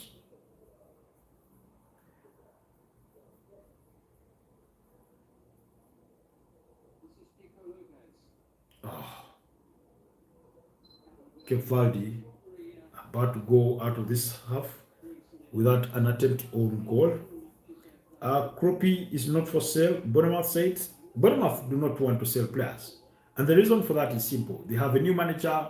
They don't want to make too many changes to that team. They qualified for Europe. They're going to be in the Europa League. They want to maintain the quality of the squad and add to the quality of that squad and depth because of they're going to have to compete in the Premier League favorably and also compete favorably in the UEFA Europa League. So that's why they are saying majority of all their players that are being targeted by these big teams are not for sale.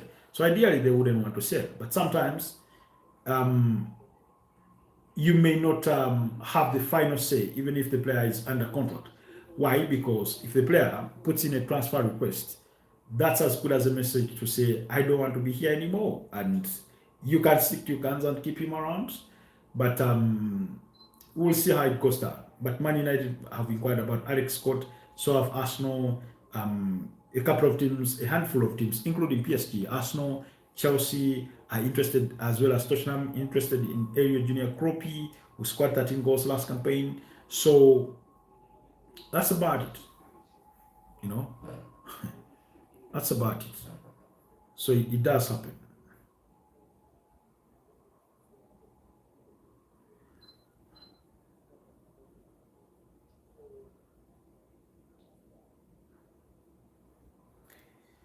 So we'll have to wait and see.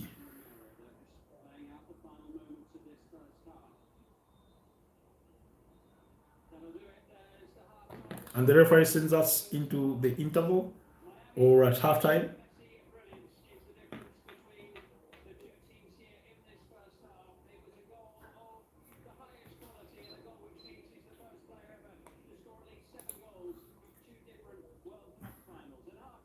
Argentina going to halftime with that 1-0 lead from um, Lionel Messi.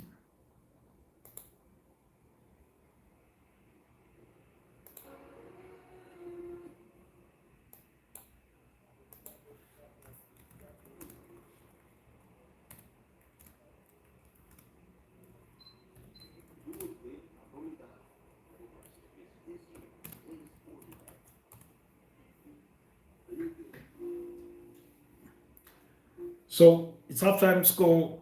Um, Halftime score: Argentina 1-0, 0 Kefaldi. Good, um, good interplay from Argentina. Bit of positive. They've been on the front foot, but you feel like something is not yet there. You know, you feel something is not yet there. So what I've experienced or witnessed from this first half is first of all, I'll give credit to Kepaldi. They've not conceded too many chances. I think they've conceded about 4 chances in the game. The first from Lionel Messi, which the ball was sent wide.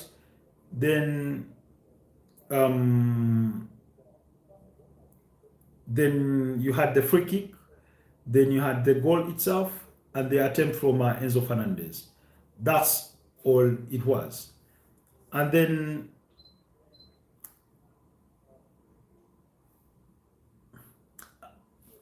and then you had what's his name? You for Cape Verde, they could not get the attempts on goal. They they sort of missed that cutting edge. Once they crossed the center line, the finishing touch was not great. You felt that something was lacking. That final ball to try and find the attacker has not been good. So we'll have to wait and see. But we'll have to wait and see.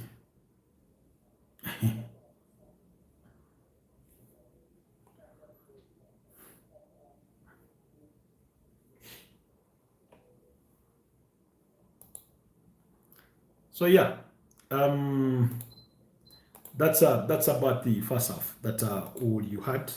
Argentina coming out on top, uh, deservedly. But I'll give credit to Cape Verde for maintaining the shape, for staying in the game, for not trying to too desperate to try and find that equalizer, because sometimes the desperation to try and find the equalizer could leave you vulnerable to making costly mistakes, and those costly mistakes could lead you to concede, and before you know it, the game runs away from you, and that's the last thing you want. That's the last thing that you want. Um, so it does happen. It does happen. Um, but I'll give them the credit for that. Now, coming into the second half, what do they need to do? I think for Cape Verde, who are obviously the underdogs, they what they need to get right is that pass from after crossing the midfield point, um, and driving into the final third. They need to be spot on. I think they need to be a little more quicker in their going forward. Like once they win the ball back, it has to feel like they have to go on a sprint and see what they can gain from and see if they can try and catch that Argentina backline off guard before the midfielders retreat back in and things like that. So otherwise, it's going to sort of be difficult for them to find a breakthrough in this game, or at least get to the byline, maybe win a corner kick, earn yourself a set piece play that could give you any form of advantage whatsoever that could give you a chance to have a crack at the goal. And as we oftentimes know, you may not need that many chances. You may need a few chances. And if you're clinical with those chances and you can't put them away or put them to bed, then you give yourself a chance. Okay. Moving on. Moving on. Let's quickly run through the transfer gossip and speculation as compiled by BBC Sport, because the future of Virgil van Dijk at Liverpool appears to be a bit uncertain. Liverpool are willing to listen to offers for Dutch defender or Dutch and club captain Virgil van Dijk this summer, with the decision to renew the 34-year-old's contract last year viewed with regret by some inside Anfield. I mean, that's according to Team Talk. I don't think they would regret it anyways. But not my place. Fulham have joined the rest to sign Crescencio Somerville, 24, from West Ham, with Chelsea and Manchester United also interested in the Netherlands winger. Obviously, if those were his options, they most definitely ends up at Manchester United or Chelsea before he chooses Fulham. Then Chelsea and England centre-back Trevor Chalobah's agent has met with representatives from Inter Milan over a switch to Serie A, with fellow Italian club Como interested in the 26-year-old. Now, that's according to Gazzetta dello Sport. Now, it is true that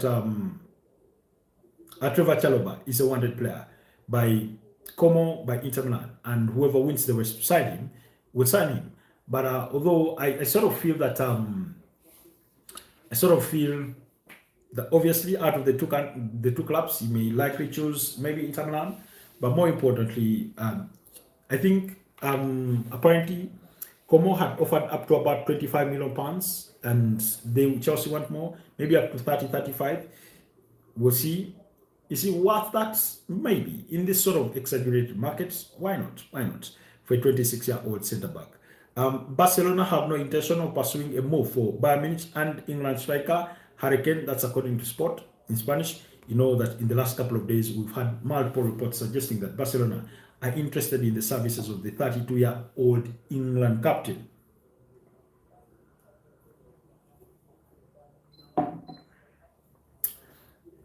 Shimi says, I really like the way Argentina play. They are good on the ball. They are good on and off the ball. But what do you think has a But who do you think has a better style of play between Spain and Argentina? I think Spain. Okay, in terms of the communication and chemistry that exists between the players and interplay, I'd go for Spain. I feel they just fit like a glove. That's what it feels like. But yeah, Argentina, this team is not too much change from the team that won the World Cup in 2022. So even equally for them, the chemistry is there. McAllister, Enzo Fernandez, Rodrigo De Paul, that's the team. Christian Romero at the back, Lionel Messi, Lautaro Martinez, that's it. That's it. So the chemistry is there. The chemistry is there. And remember, it's still the same coach. And same applies for Spain. Luis de la Fuente, Lionel Scaloni on this side. So that sort of contributes to something. That contributes to something. Look at these countries that have had their managers for quite some time. Look at Mexico. Teams that have had their head coaches or managers for quite some time build a bit of a rapport. Look at what is happening with France. So Didier Deschamps has been there at the helm of the French national team since 2012.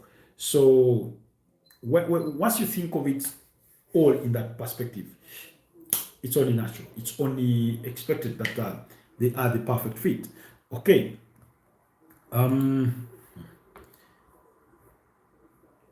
Okay, just a second as we go through the transfer gossip and speculation. Jesus Christ. Can't you self-refresh? As we wait for the interval to end. Okay, to continue, Manchester City's 19-year-old England striker, Matty Wahast. Wahast is attracting attention from a number of clubs, including Stockport County, Northampton, and Swindon Town. That's according to the Mail. Talks are set to drag on between Arsenal and Aston Villa over a deal for England forward Morgan Rogers. With clubs still some way apart in valuation of the player. That's according to Football Insider. Leeds are ahead of Juventus in the race to sign Japan goalkeeper Zion Suzuki from Parma, 23, in a deal worth £25 million or 30 million euros. That's according to Sport Italia via Football Italia. Then Real Madrid is 26-year-old midfielder Aurelio Tchouameni and Bournemouth's 22-year-old English midfielder Alex Scott remain high on Manchester United's shortlist. That's according to Sky Sports. We spoke of those options for those of you that adherently follow the channel in regards to Manchester United having missed out on Sandro Tonali and Matheus Fernandes. Where do they turn their attention to? And I spoke of Tchouameni, I spoke about Bruno Guimaraes, I spoke about Alex Scott. So let's wait and see how things will go for those sites. Okay, then as we look to wrap up the transfer speculation, Everton is 27-year-old Republic of Ireland goalkeeper Mark Travers has emerged as a top target for Coventry City, according to the Mail, while Saudi Arabia remains 34-year-old Egyptian forward Mohamed Salah's most likely destination after leaving Liverpool. That's according to the Mirror. So the question is still out there: where will Mohamed Salah play next season? Now, I understand he may come with some significant request for wages or even a sign-on fee, but if any top team in the Italian Serie A, I'll be looking to sign Mohamed Salah for about 2 years at least. If I'm Juventus, if I'm Inter Milan, if I'm AC Milan, I'll be all over him. Now, obviously, I do not know if they aren't already. Then the Major League Soccer is all going to be out for him.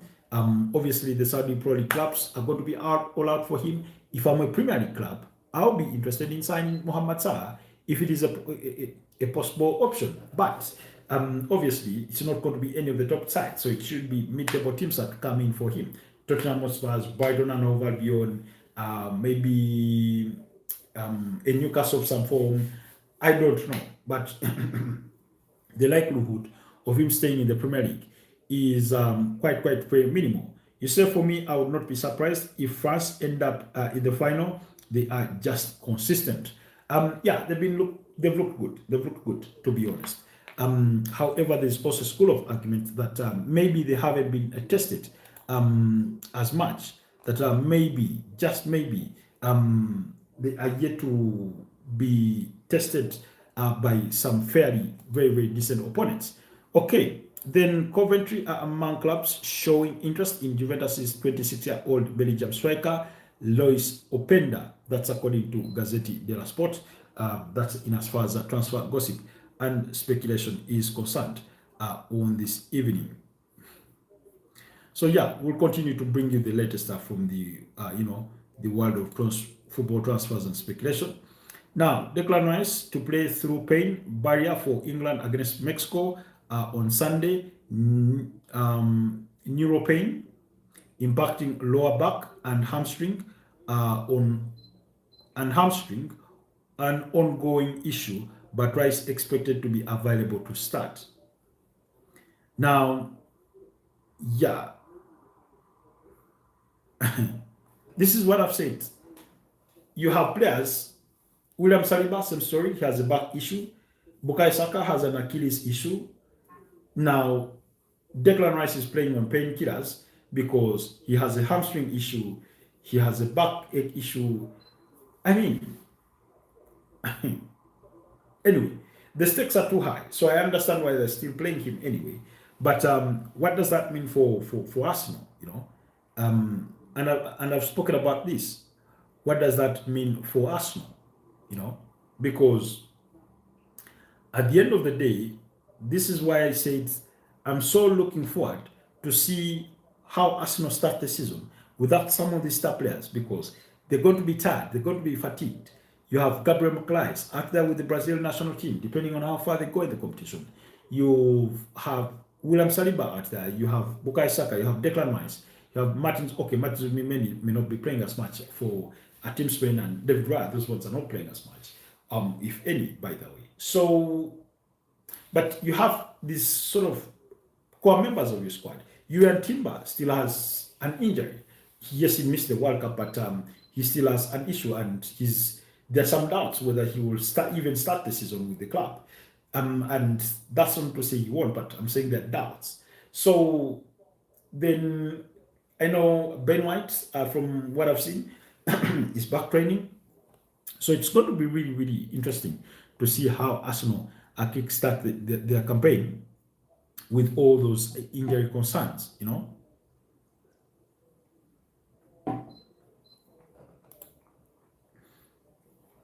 Okay. Lionel Messi has become the first player in the World Cup history to score 7 or more goals in 2 different World Cups, 2022 and 2026.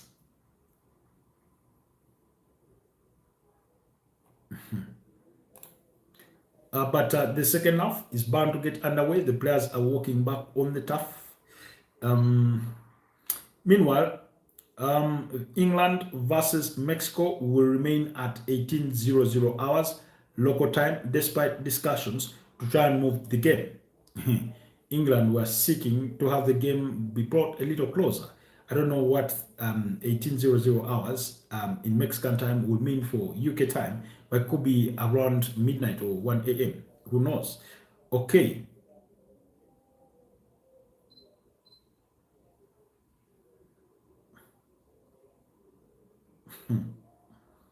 Yeah, game is confirmed for 1 a.m. UK time on Monday morning. Sounds like quite a day at FIFA IQ. Nonsense, absolute nonsense.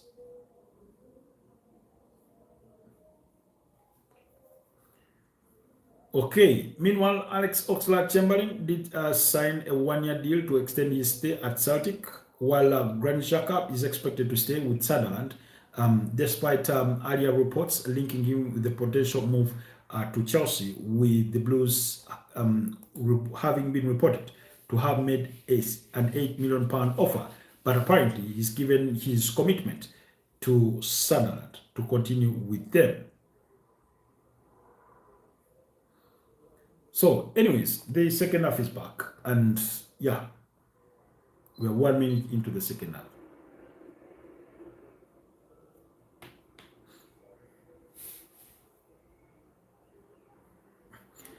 Then the other key news is former Tottenham and ex-Celtic manager Ange Postecoglou has been named as the new manager at Al Nassr. That's following the departure of George Jesus, who guided them to the triumph of the Saudi Pro League title last campaign. So there's that as well.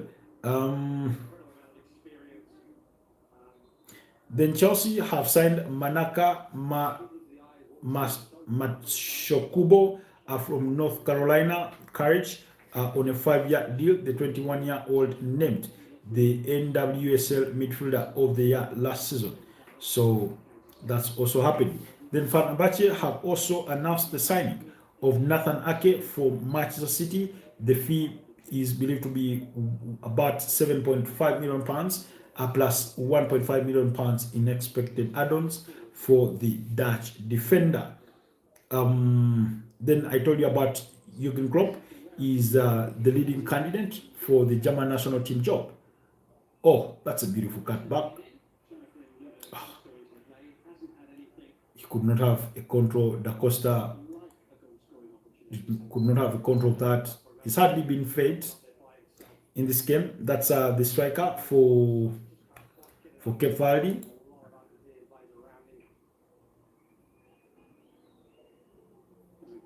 Cape Verde are looking to be brave.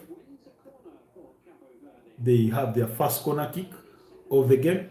This is what they need to capitalize on, but also must stay alive to the challenges that may come, may result from a possible counterattack. So, but this should be seen as an opportunity for them to have a crack at this. Oh,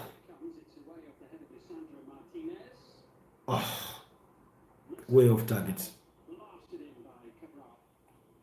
Way off target.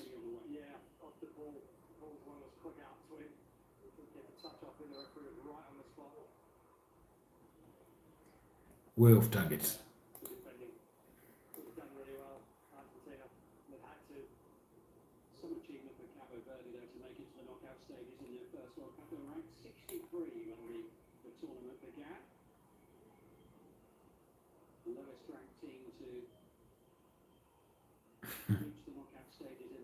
I show speed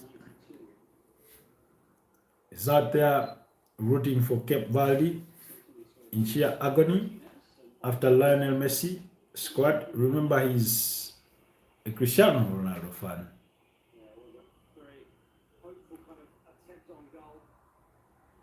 Gabriel is on the floor. Oh.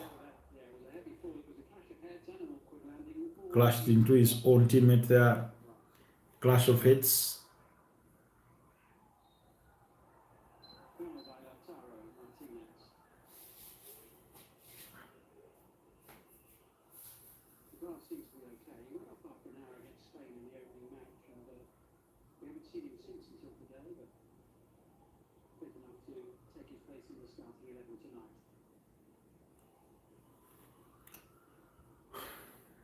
But so far, so good.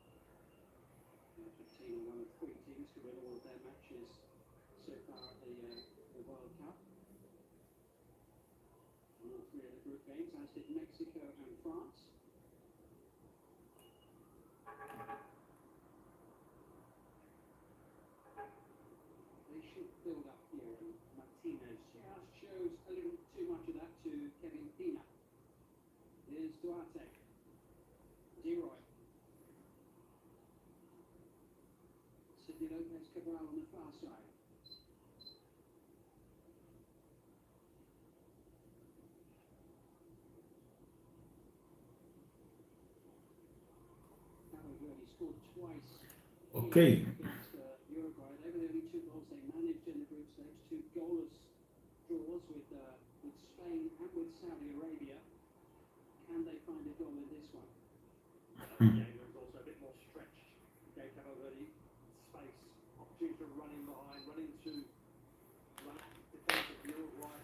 Ooh.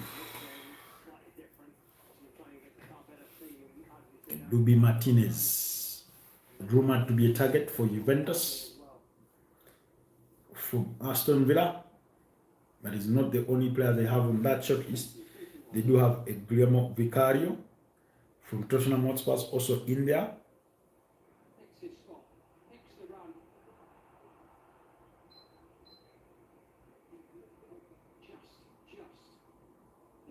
Cape Verde fans having a time of their lives out there rooting for their team.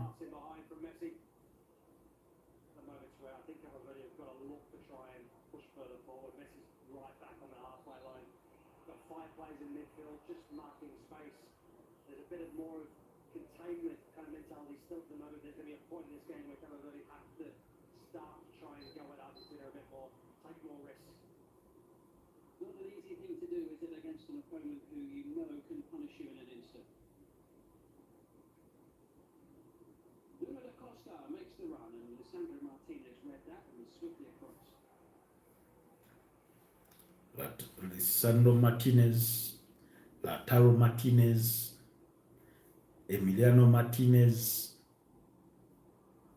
Something about the Martinez name with his Argentines.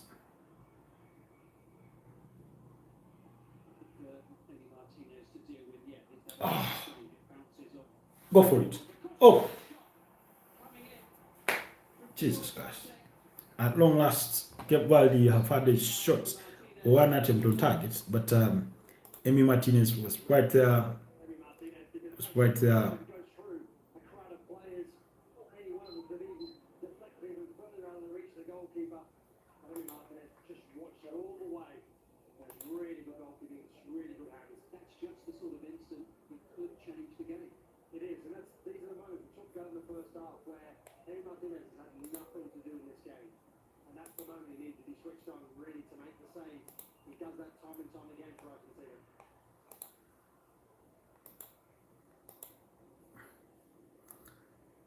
The attempt came from Duarte. Or should I say one of the Duartes? Because there are two Duartes in that midfield.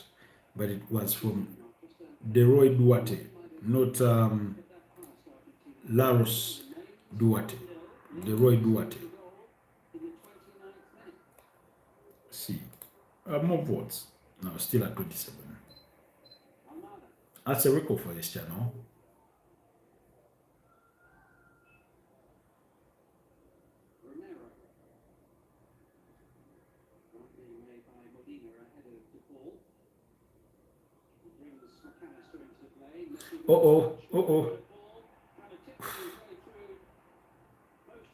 Ball not cleared far away enough. Cape Verde still in danger.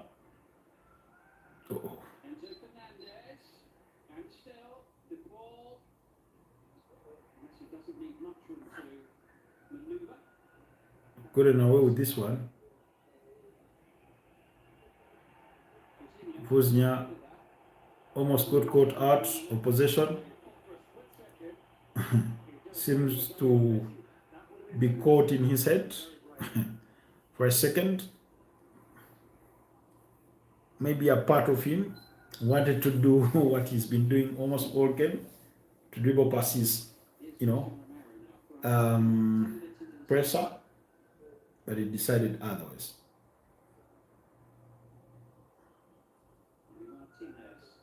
Somebody go from distance. Dubi Martinez was off of his lines. You're not alone in the pitch. Good interplay. Here they come. Cape Verde.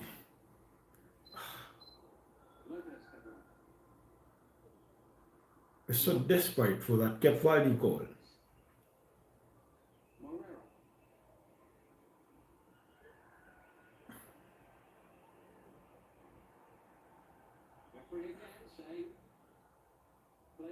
Guys are kidding, right? Do the simple thing. Pass the ball. Why are you passing it backwards when you have a player in the sidelines?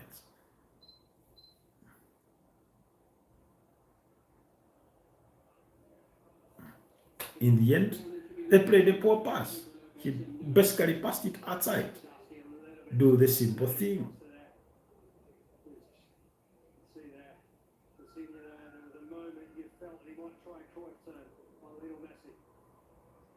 Do the simple thing. Do not try to overcomplicate it.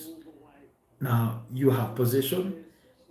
You squander it like that without doing anything out of it because somebody passed the ball backwards.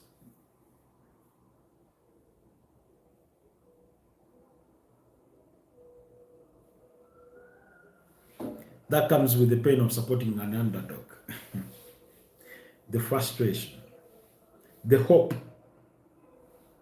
the anticipation. Oh, that's great. I should be booking for Cristiano Romero for bringing out Laro Duarte.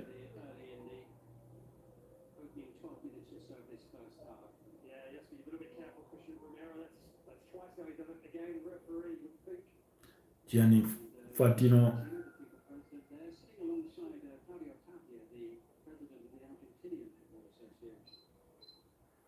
That's a brilliant pass.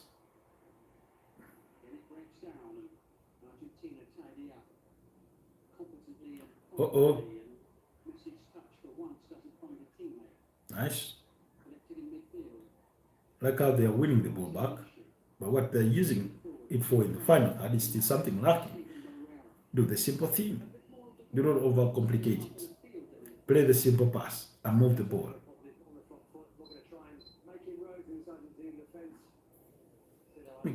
Make the run at the back post. Oh, that's just poor. Argentina give the ball away. Argentina not having a comfortable time on the ball. And it's a goal. It's a goal. Cape Verde won. Argentina won. That's beautiful, man. That's what I'm talking about. That's what I'm talking about.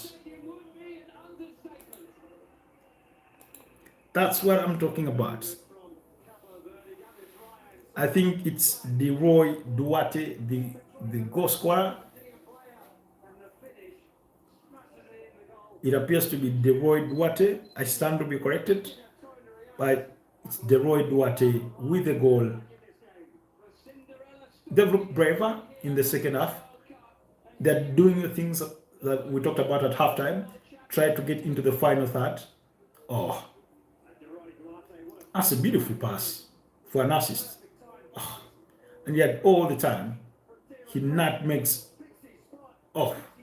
Lisandro Martinez, and then the ball just glides past Dubi Martinez and hits the back of the net.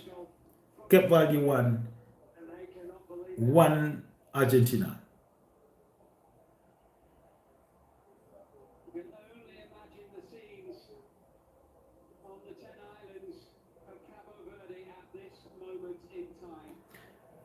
That's about it. Now, game is on. Game is on. But Argentina were a bit complacent. They conceded possession quite easily in the moments leading to that goal. They ought to have done better. They ought to have done better.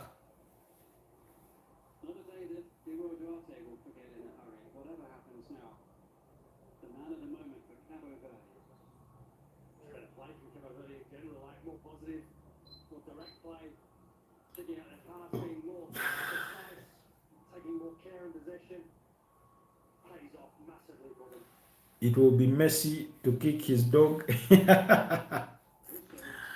Ah, as if he has a dog anyway.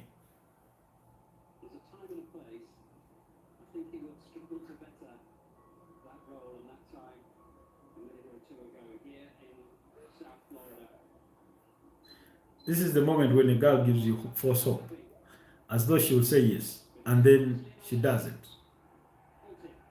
Oh.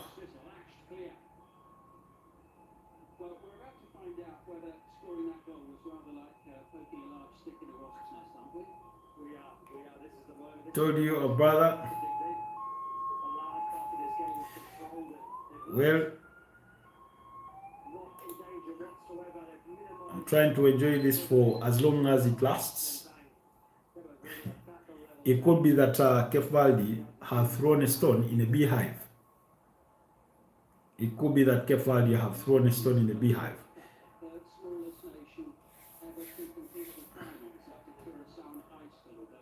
61 minutes, 62 minutes played. Stay hopeful, hopefully.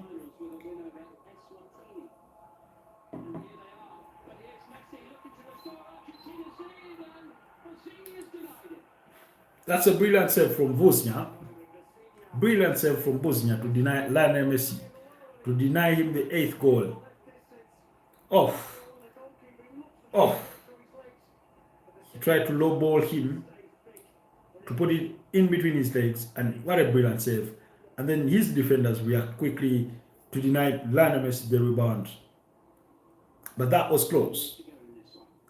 That was close. Argentina looking to make a double change. Julian Alvarez among those that are going to be brought on. Lautaro Martinez is being withdrawn. And then Nico Gonzalez is also being brought on. Thiago Almada is off for Nico Gonzalez.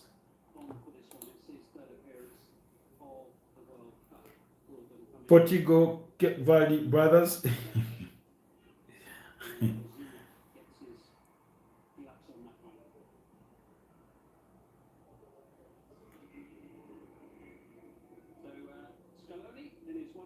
Time for everyone to pray in their tongue, in their mother tongue, in their language. Just imagine for a second, Cape Verde were to go to 1-up. Just imagine what that would mean.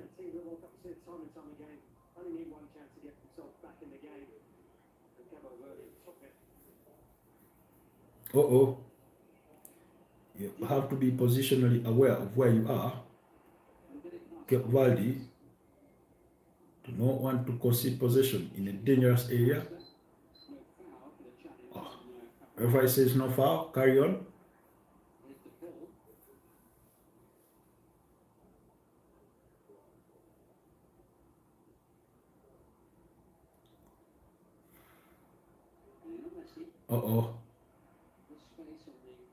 Too much space on the ball.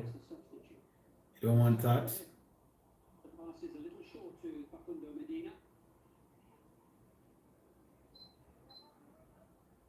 Cape Verde have to maintain their solid compact shape while executing their defensive duties. That involves a lot of tracking.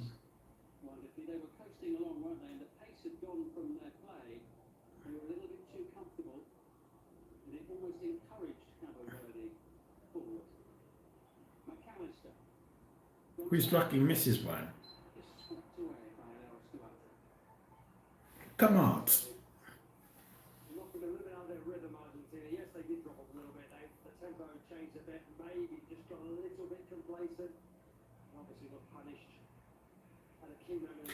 Obviously, Argentina will be dominant of the ball. But for as long as they don't score, we'll be good to go.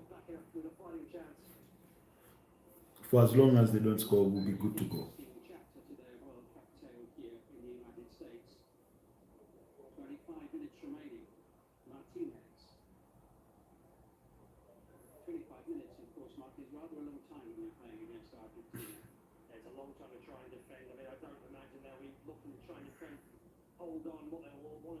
What Messi is basically doing is scanning, keeping track of where the ball is, and positioning himself, ready to receive it at any one point. Uh-oh. I was suggested for Nico Gonzalez, but he could not keep it on target.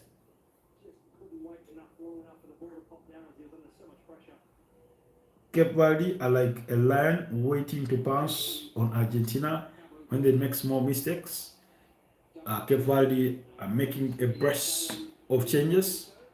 Leroy Duarte, the goal scorer, and Nuno da Costa are being withdrawn for Jerome Monteiro and the Lon Livramento.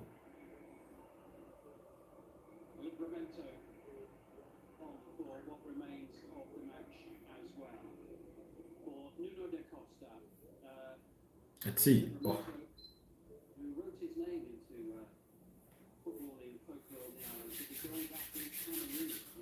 Oh, 67 minutes played. Any time from now, we'll be destined for the hydration break, the second half.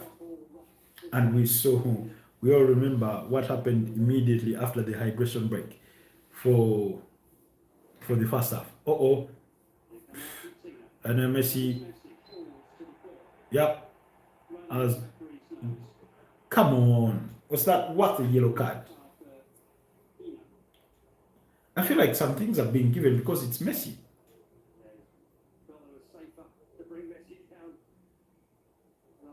Little tag on the shot. It's a foul. But is it worthy a yellow card for Kevin Pina? Not in my opinion. But he had to take one for the team. Free kick is still in sort of a favorable distance.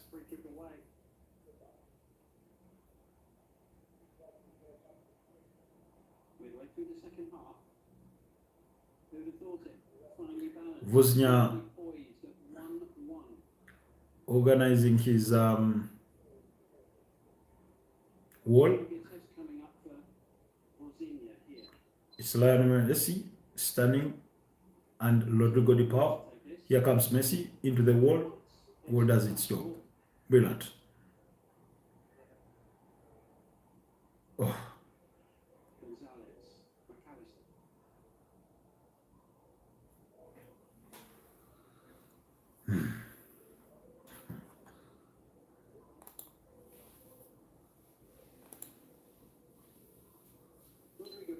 It's 2:30 a.m. in Uganda. That means the game between Ghana and Colombia is 2 hours away from now. We are 2 hours away from kickoff.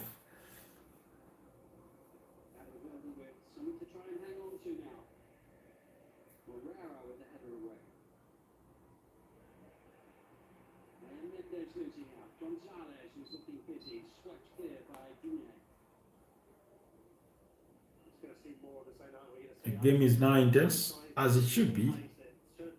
As it should be.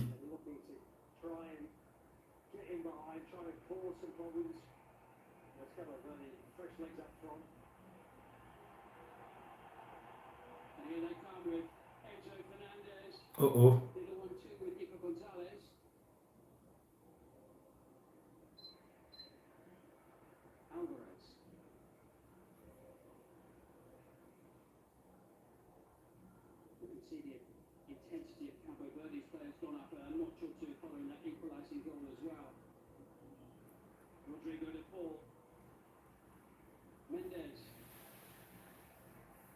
Surrounded, outnumbered, Gonzalez, Fernandez,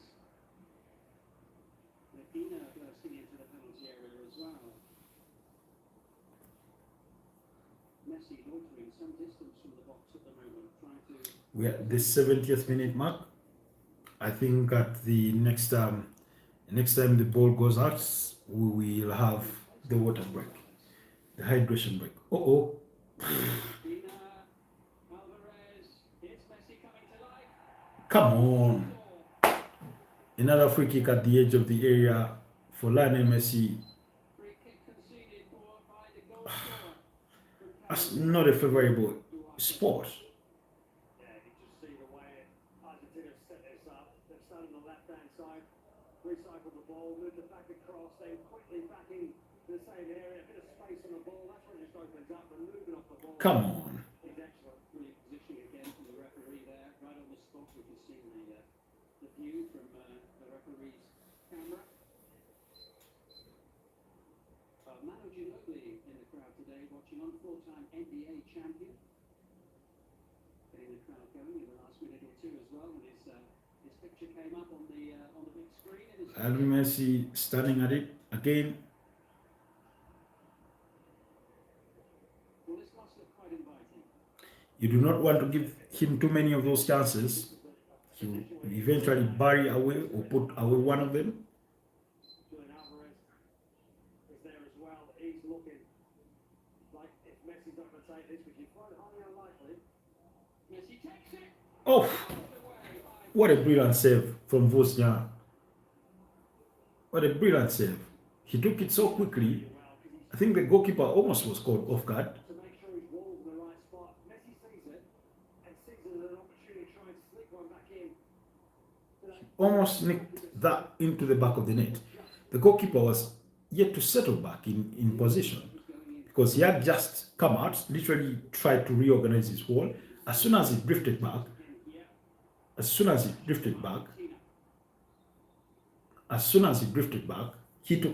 Messi took the free kick. And it is the hydration break in the second half. But here, just keep an eye on Wozniak. Oh, Call his teammates to move across. Messi sees it. Wozniak was still busy commanding his wall, and he saw Messi take this step towards the ball and had to rest for it to the other side of the goal. That's a brilliant piece of goalkeeping. And that's what I say. If Wozniak wasn't 40 years of age, he will be attracting some serious interest from the European teams as we speak. But time for the hydration break.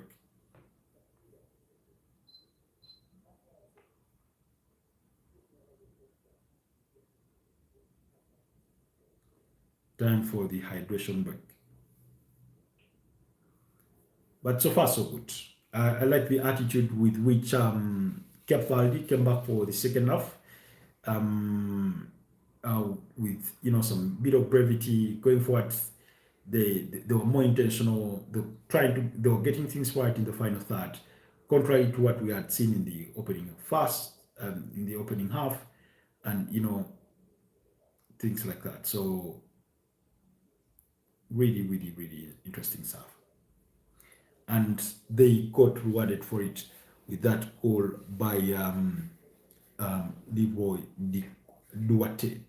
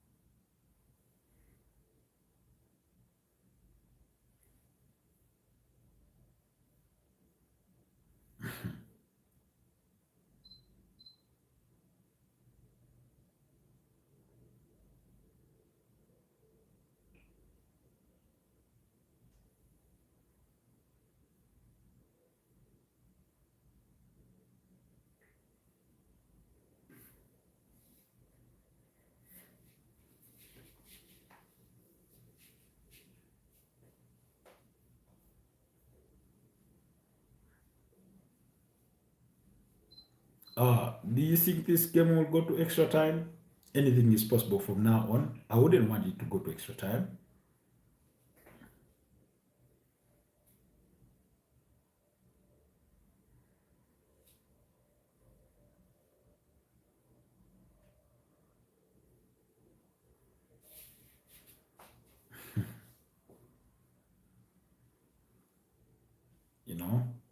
Anything can happen. We are back from the hydration break. I hope Cape Verde do not concede immediately after the hydration break, like the case was in the first half. The final 16 minutes plus additional time here. Both sets of players suitably refreshed after the hydration break here in the second half. And here comes Verde. There'll be a free kick there. It was a bit too feisty from Alexis McAllister with his challenge on Jamiro Montero. So the ball challenge from McAllister. Probably more the player than the ball. Cape Verde have a free kick at distance.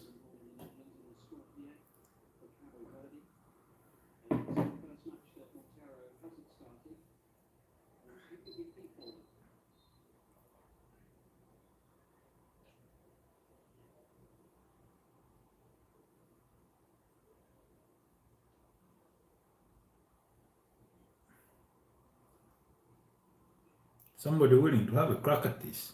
Looks like Kevin Pina, who scored against Uruguay from a direct free kick. That's way wide.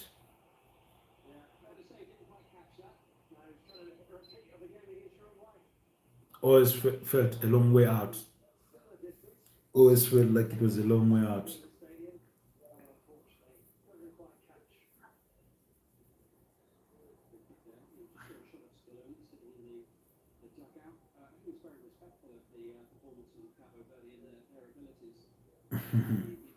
Livramento.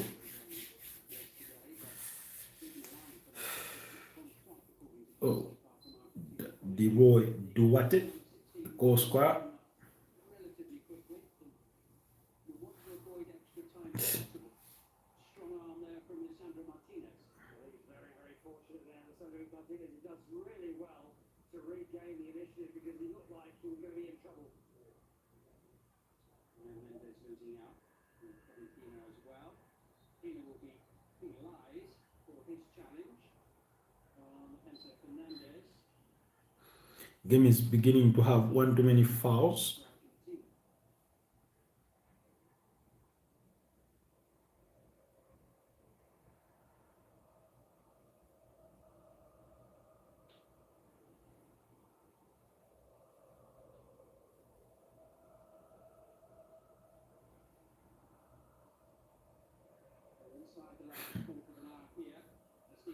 Fabrizio Romano is coming under criticism for using a photo of a black player to communicate the elimination of Australia. Something I've talked about quite, very often about England and some of these other teams. When they lose, they use the photo of a black player. When they win, they want to use the photo of a white player.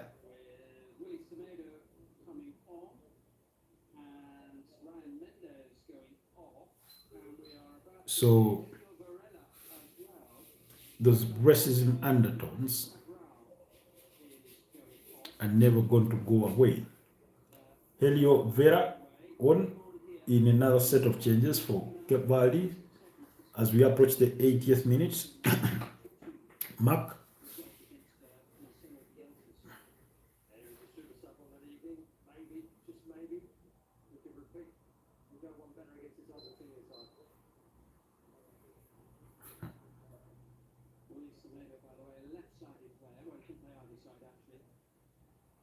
Started the last game against Saudi Arabia. Well travelled as your Pimonia Nicosia in Cyprus those days. Nearly 64,500 packed here inside the stadium.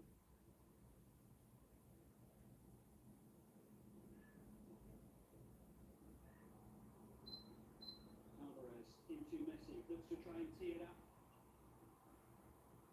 Uh-oh.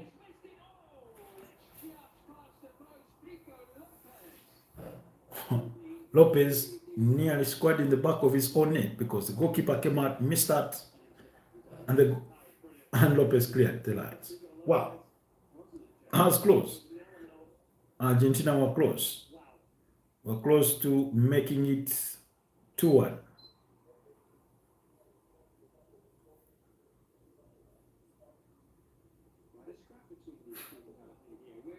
been scrappy for a second there, but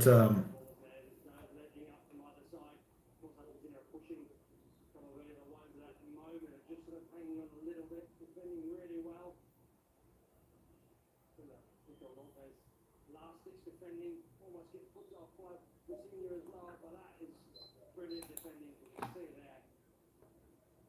In behind him, Enzo Fernandez was ready just to tap it into an open goal. Enzo Fernandez could see the golden missed opportunity in that. I wouldn't want extra time, but if it is to be extra time, so be it. Let me hope a battery will sustain us.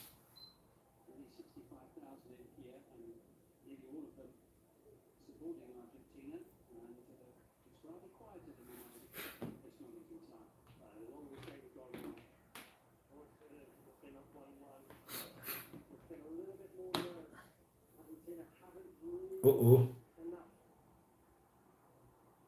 Good defensive work there from Nico Lopez, surely allowing Virginia to gather. Virginia was very, very quick off his line. Alert to the Cape Verde fans really, really proud of their team. Really, really proud of their team. With 7 minutes left to the 90th minute mark. How I wish Cape Verde were to score. And we finished it in 90 minutes.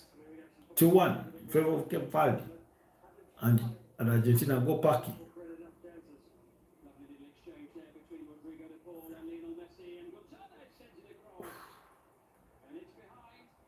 At this rate, I'm afraid Cape Verde may score in the back of their own net before Argentina score themselves.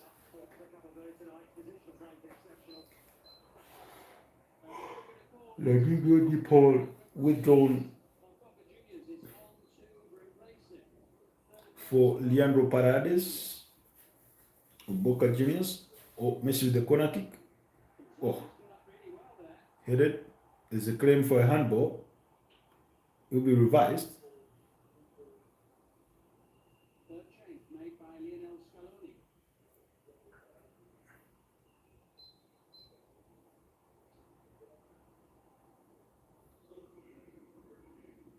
Enzo Fernandez is cramping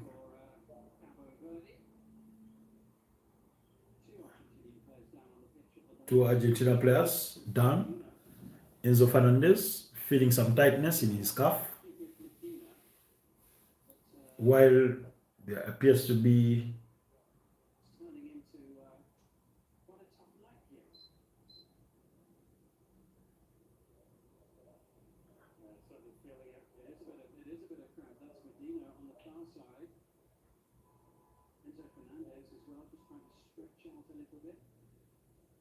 who knows, we might have some way to go in this match if somebody can't get it done for either side in the next few minutes. So a little over 5 minutes plus added time there. Argentina's Medina is asking to be subbed off. Cannot proceed any further. At the same time, Enzo Fernandez is cramping at a time when Lionel Scaloni had just made his third substitution of the game, and if this one wears away to extra time, who knows? He tripped kinda.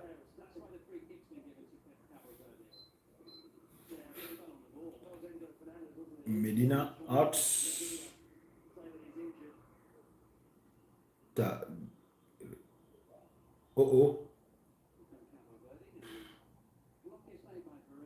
Cape Verde need to make the best of this. Need to make the best out of this. Come on, go for a long throw in the box. Create the chaos in the box.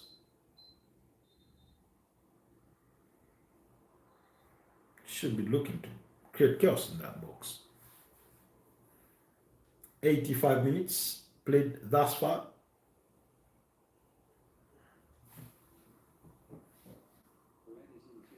Meanwhile, it's 47 minutes past 2 a.m.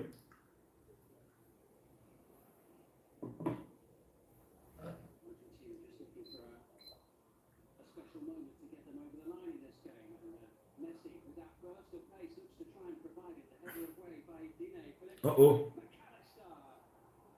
McAllister puts it over the bar and is claiming for a corner kick. He gets the corner kick.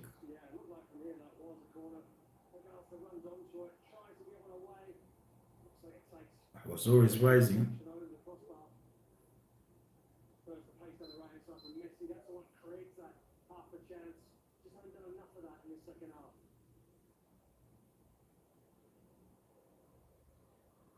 "86 minutes. Usually when African teams concede, the referee say, hold on. We're past the ball cleared.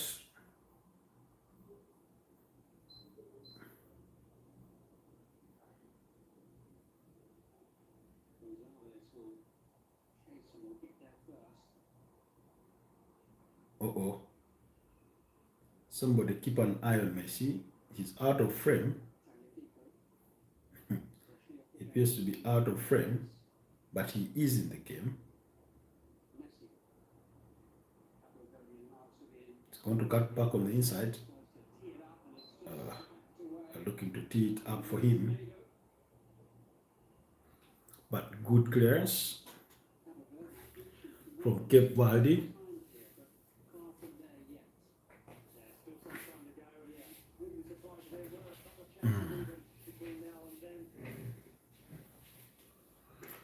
We've been live for the last 3 hours.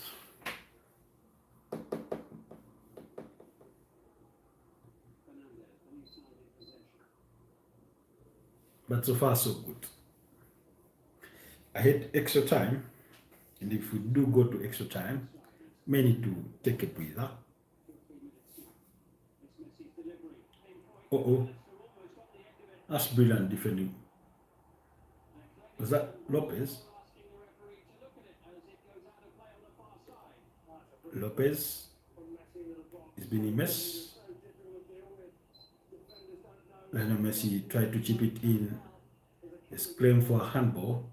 Yeah. There's a handball, but the hand is in a natural position. You can't give that. Oh, come on.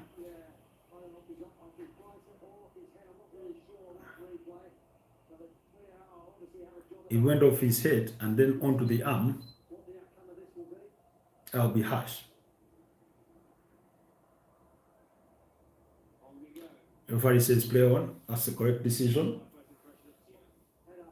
Nothing intentional. Ball goes off his head and onto the arm. Where else would you want his arms to be in that moment? Would be the question. Bosnia corrects that one. When the final minutes of the 90, don't know how much time will be added onto. Oh, that's just a poor pass. Cape Verde ought to be careful in these final minutes.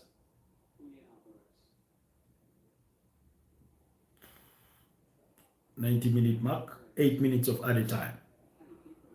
Can we have a winner here?"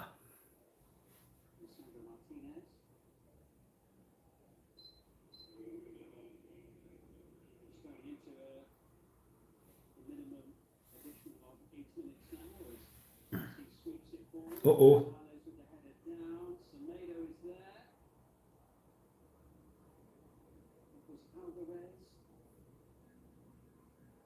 Cape Verde still failing to clear their lines.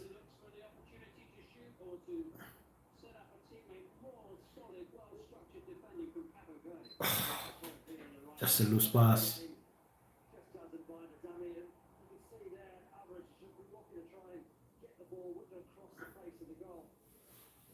But Cape Verde for so long have had to defend deep, and they've done so perfectly. But now they need to find a moment and venture forward, because even if they were to see it through for the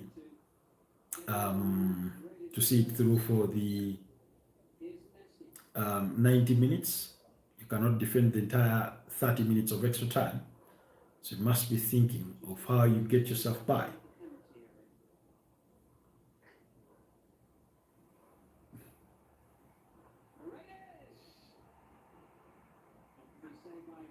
Leandro Paredes tried to go from distance, but Woznia was right there. It's a beautiful attempt. He's very cool, very calm under pressure. It comes off his head. Off Pico Lopez's head, then onto his arm. So I thought on the first shot. It's absolutely correct decision. Come on, fight for that second ball. One back by Montero. Absolutely refusing to give up. Terrific work right there from Montero. Backed up by Livramento. Chances few and far between them, like I said, in the mid- That's a great opportunity for Cape Verde to go forward. I missed the opportunity. Argentina to extra time. 7 minutes remain. As the defending world champions look to get the job done and avoid that extra half an hour. Yeah, when you're against Argentina. And, of course, the great man, Lionel Messi, anything can happen between now and the end of this match. They have to be alert. They have to keep going, keep pushing, stay focused. Yeah, some tired legs, some tired minds out there as the little deflection. Uh-oh. Carries it right across the box. Amigo. Ball goes begging across the Cape Verde box. Argentina. McAllister. Messi. Messi. It's been quiet in the last couple of minutes. It's a free kick in a dangerous position. For foul against Lionel Messi. It's hard to contain him. Come on. But he just draws the foul. He's so good on the ball, has tight control.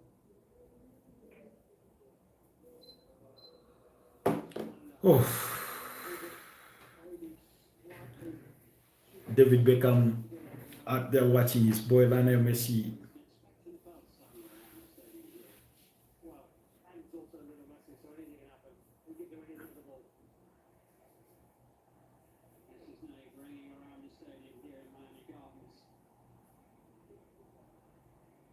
Is this match going to reach a crescendo with this free kick in added time?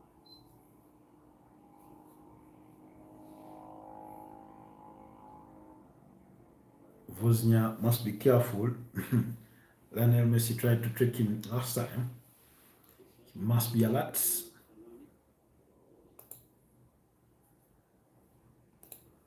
He must be alert. Maybe a big test coming up for him in a moment's time. Messi has the ball at his feet. I don't have a good feeling about this one. Holds its collective breath. That's Messi. Oh, it almost surprised the goalkeeper. Gets enough on it. And It almost surprised Woznia. that took a deflection away through. The City's reaction is brilliant. Ah, That is exceptional goalkeeping. Just the reaction. he manages to keep it low. Player. It's deflected by a Cape Verde goalkeeper. You can see the City's reaction. Takes it through the secondary Argentina wall.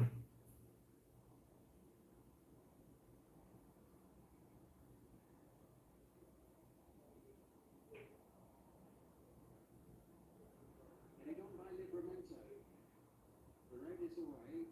Gonzalez concedes. Peter Gonzalez concedes a free kick. Free kick for Cape Verde. Come on, put that ball in the box. Let's see what happens. A goal from Cape Verde at this point would be absolute box office. And obviously, the right side of the pitch for them in this latter stages of this game to try and do the unthinkable. A goal from Cape Verde at this point would be absolute box office. Jesus Christ. Ball in the area, headed away. Put it back in the box. What you doing?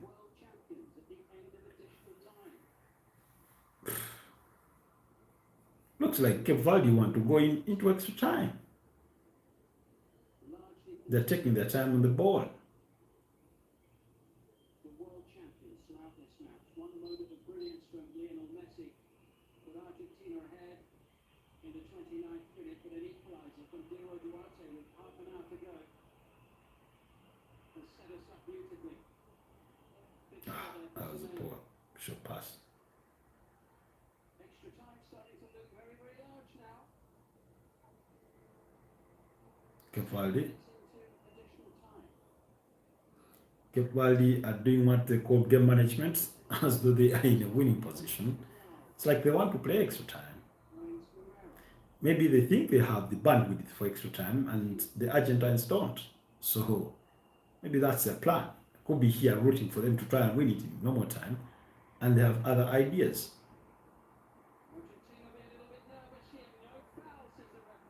Really, that wasn't a foul, and yet anything tapped up on Messi, it's a foul. Uh-huh.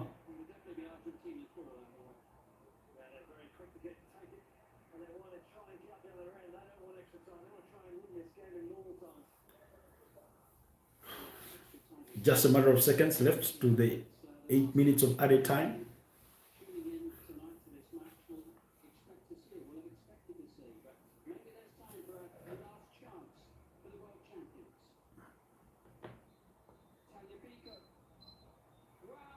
And the referee calls the 90 minutes to an end, so we are destined for extra time. I hate extra time. I hate extra time.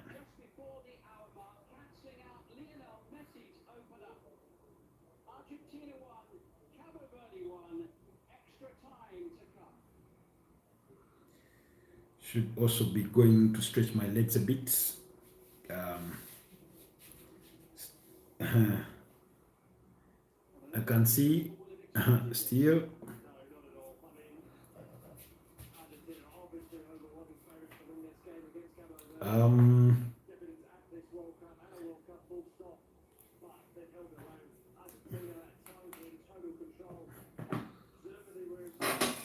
In the Argentina surrounding area, obvious faults, you see the Argentina surrounding area still. Messi dive all day. I mean,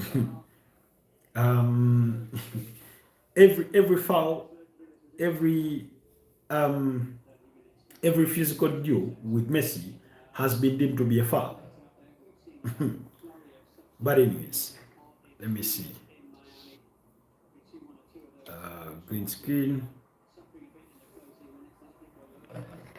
Let me see if we can have a photo of Lionel Messi.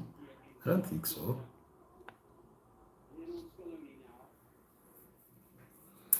Allow me take a quick break. Go close my windows. Cabo Verde will win. That's our algorithm. We are hoping for Cape Verde to win. The pitch is being watered. Allow me to take a breather. Let me go stretch my legs a bit. I have one leg that's paining a bit, but more importantly, have my windows closed. Take a bathroom break, and I'll be back in a minute. Stay around. Don't go anywhere. Don't go anywhere.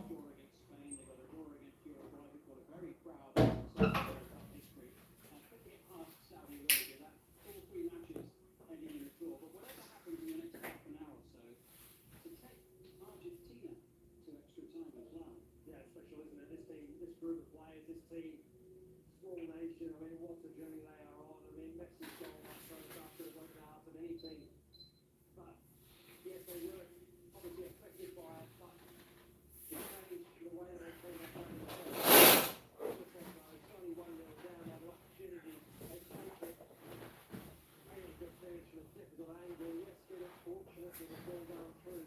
Defender Martinez's leg, but still got to be in that right position when move was played. And now they are in a remarkable position, pushing the world champions to extra time. Who knows what's going to happen?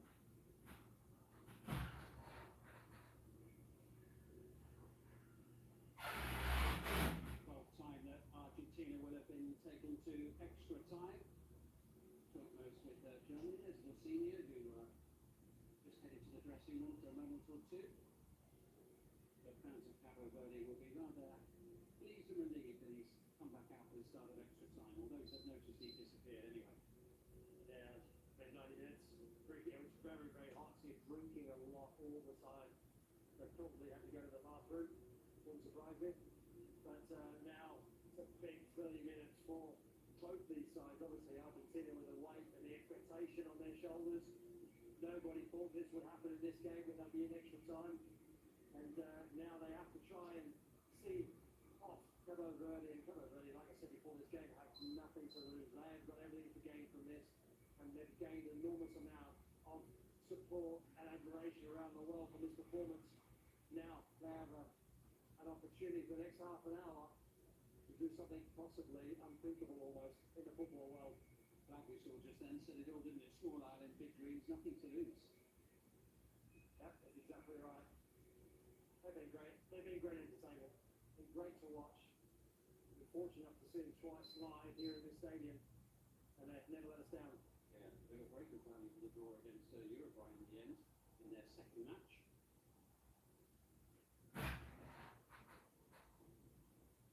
We're seeing it in this corner already. There's no rite of passage. You have to earn the right.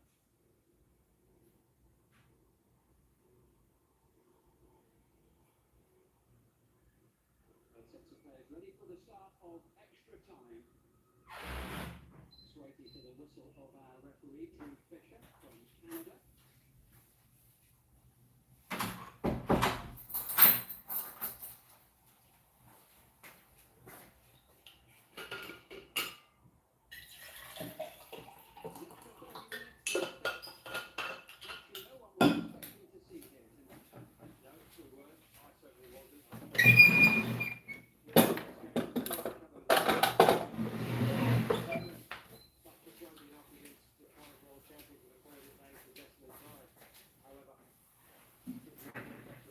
Okay,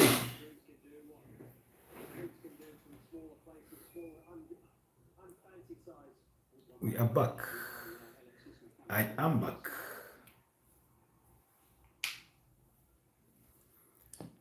And the first stanza of extra time gets underway. First stanza of extra time gets underway. I know many of you are not big fans of the green screen. Oh, Jesus Christ. Okay, let's rid ourselves of it, since many of you are not huge fans of it. I'm not a fan of it either. They know what they can do. They believe they can get a result here tonight against Argentina. It's still a battery. Very, very hard. I feel like any time from now,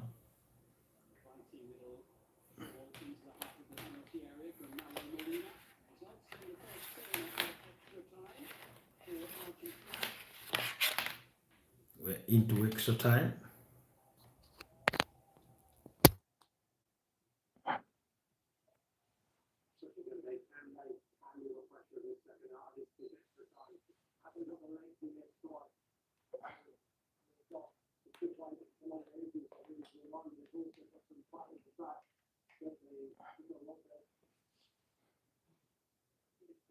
Uh-oh. And it's a goal for Argentina. Lisandro Martinez. Jesus Christ. At the back post, he's unmarked. And from close range, he puts it in the roof of the net. Argentina 2-1 Cape Verde. At the early start of the first half of extra time.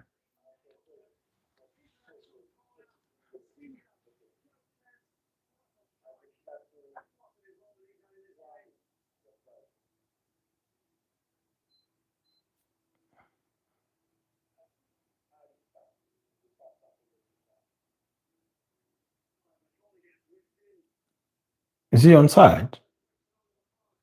He's definitely onside. Oh, it was Julian Alvarez who earlier on appeared to be in an offside position, but did not get a touch of the ball. So I don't think that would stand. He had a lot of time to control the ball and strike it right at the near post into the roof of the net. Oh, goalkeeper should be doing better from that range.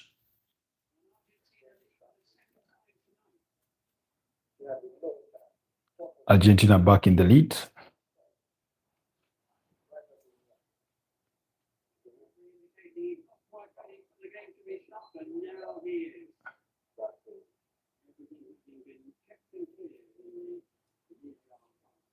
VAR had their checks and the check complete.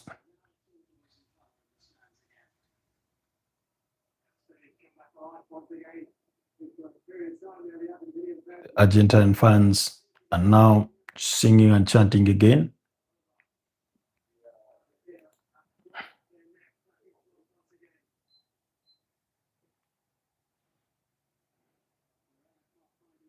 Leon Scaloni urges his team on.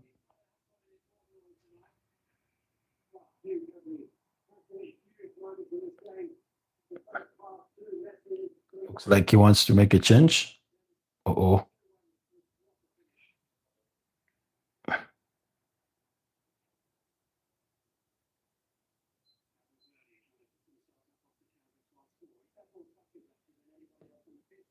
Lolo, crazy if Argentina gets knocked out. Well, they won't.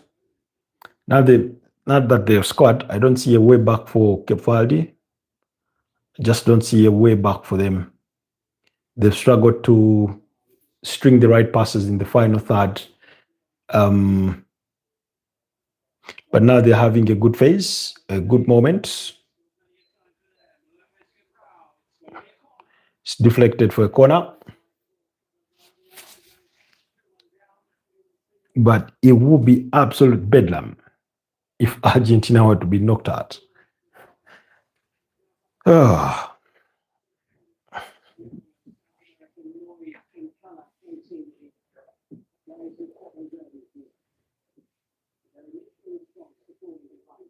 Corner kick. Off. Out for another corner kick by Nico Gonzalez. Livramento has the opportunity to do it all over again. I just saw Licha scored now. I thought it was still level. No. Oh. It's a third corner. Third corner kick. If they concede the fourth corner, will be demanding for a penalty. Oh. It's a handball on Lautaro Martinez. At least it appeared to be one, but not worthy of a penalty. Uh-oh.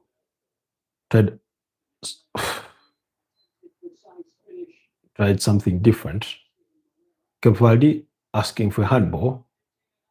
Argentina on the break.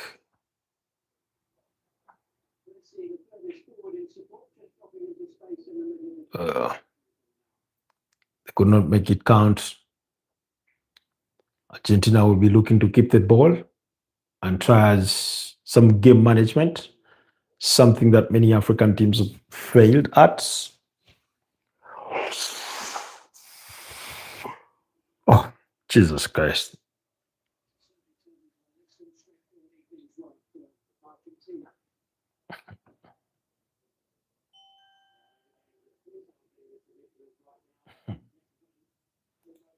What are people doing still up?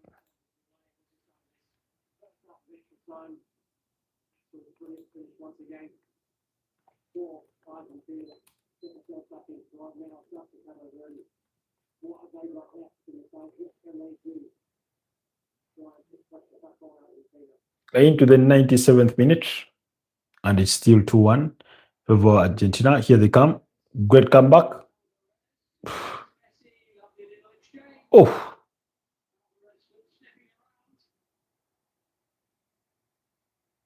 Argentina really pushing for the third there. It's not that late. Plus, it's a weekend. Yes, it's a weekend, but even the weekend has its responsibilities. There's some people that still have to go to work. Um,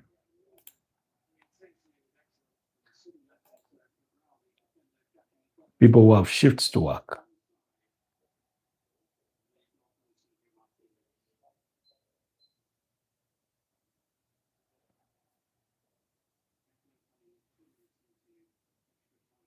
It's a corner kick for Argentina.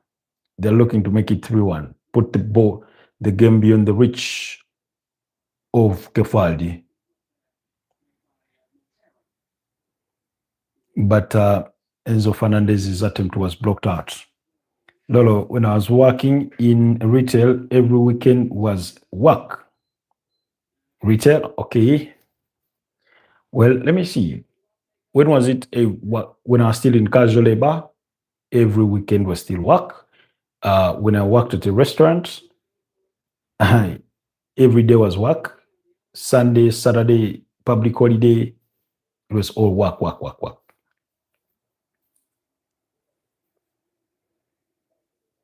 Cavaldi, I've made some changes. Would it be lucky to get a Sunday off for church? You never. No, okay. You had Sunday, in the sense that on Sunday you reported to work at 2 p.m.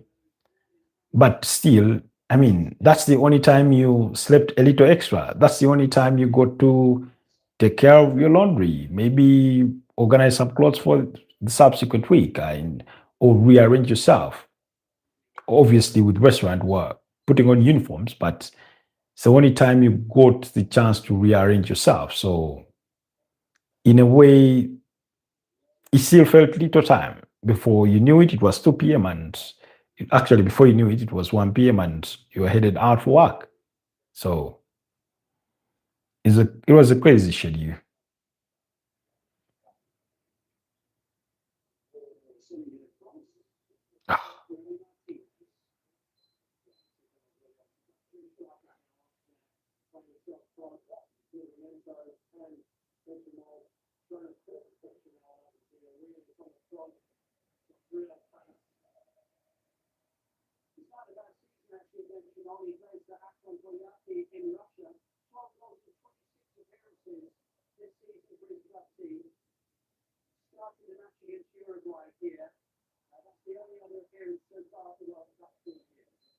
So, yeah, it was difficult in its own rights, but you got a soldier on.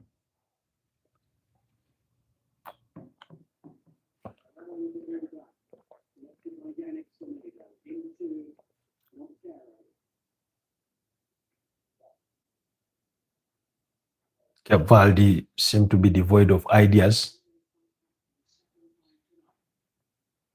I can't ask them to move the ball much quicker, not after you've played 120 minutes thus far.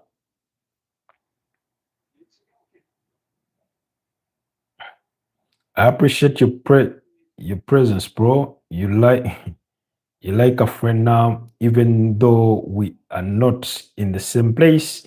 I look forward to these live streams and I like speaking to you. Thank you so much, Sir Ryan. Thank you for your company. You're the people that keep me going. Sometimes I'm like, is it still worth it to still be online after 3 hours and a half? That's why in this broadcast. And then I'm like, well, somebody is bound to pop up, you know. Sometimes and although I know it hasn't happened quite very often, but on nights when I've done more than one broadcast, you've had people drop off, go do whatever it is they gotta do, and then they come back later and still around, waiting for them. Uh-oh. And it's a goal. What a brilliant strike. He can't believe it. Livramento can't believe it. What a brilliant goal. 2-2. Cape Verde 2. Argentina 2. That is a brilliant goal. That is box office.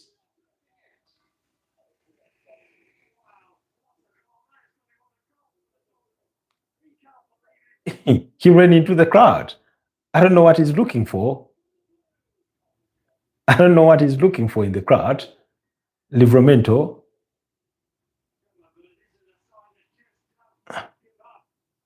But he ran into the crowd there to hug, I don't know if it's the sister or the girlfriend. Julian Alvarez is a stunned. Argentina are stunned. That is a beautiful goal. That is box office. That is worthy of a goal of the tournament thus far.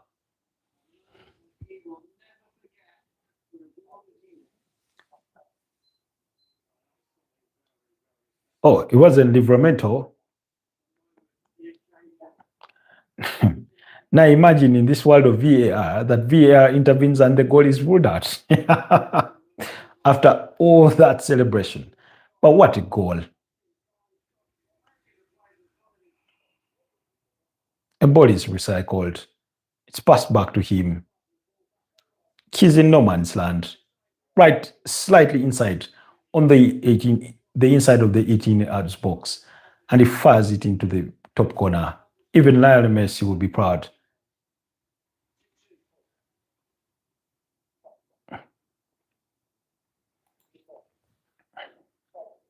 It's shot 13. Uh-oh. There's an appeal for a penalty from Argentina, but Cindy Lopez Cabral is the goal scorer. Sydney Lopez Cabral is the goal scorer. There's a penalty checkout review on the other side. I think it's been cleared by VAR.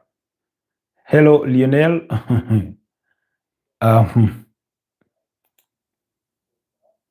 No, there's absolutely nothing in that.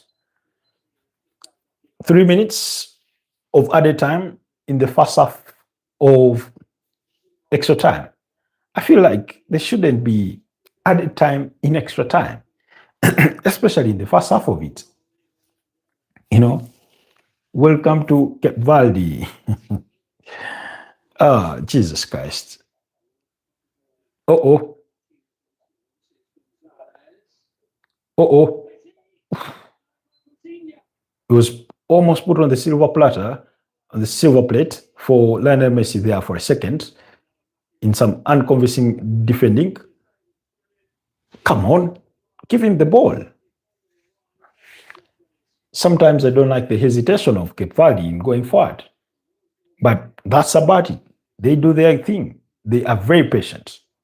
They are very patient. That's the one thing I've acknowledged about Cape Verde.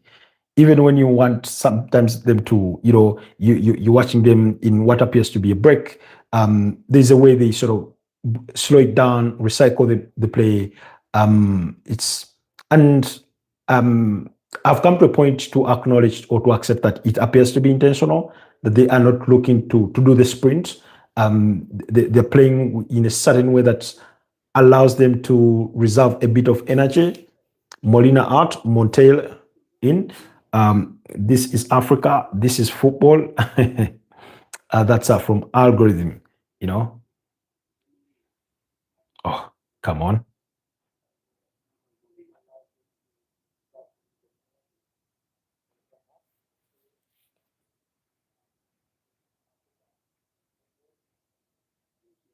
Hmm. 28 podcasts, 68% think Argentina will go through. 32% are rooting for Cape Verde. Argentina are going home. Messi World Cup journey ends here. I'm going to sleep. Now, at this point, even though I'll be tired, I want to see this to its logical conclusion. Win or lose for Cape Verde.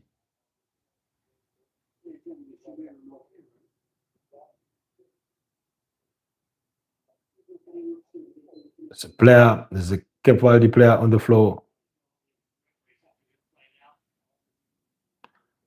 Montero is on the floor. Is Sydney. What a goal. That's absolute box office. That's absolute box office. No goalkeeper saves that. Here is the referee's view. Sydney has golden simply unforgettable. Sleep, baby, sleep. Ah, I don't want him to sleep. In the heat of the moment there, they knew exactly where they were. What a moment for Verde. Now, it's really saying The referee called it to halftime of extra time as one of those Cape Verde players, Sydney Lopez Cabral. That's a beautiful goal. Really, it's at halftime. Also, Cape Verde players needed some treatment. Sydney, big injustice at Benfica, double money trip to Turkey. So sorry, as a Benfica fan, he deserves. He's a great kid. I mean, he's going to get all the plaudits. Now, who would have thought that Cape Verde were going to give Argentina a run for their money? And this is what I said about games. They look easy on paper until they aren't.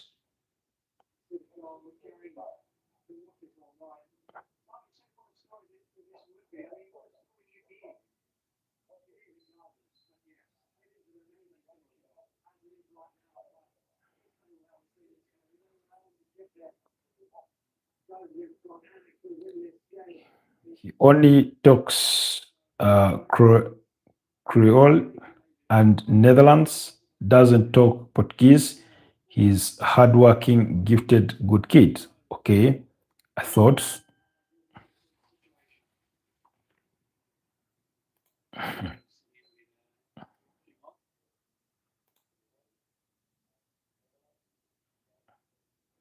I told, I told it.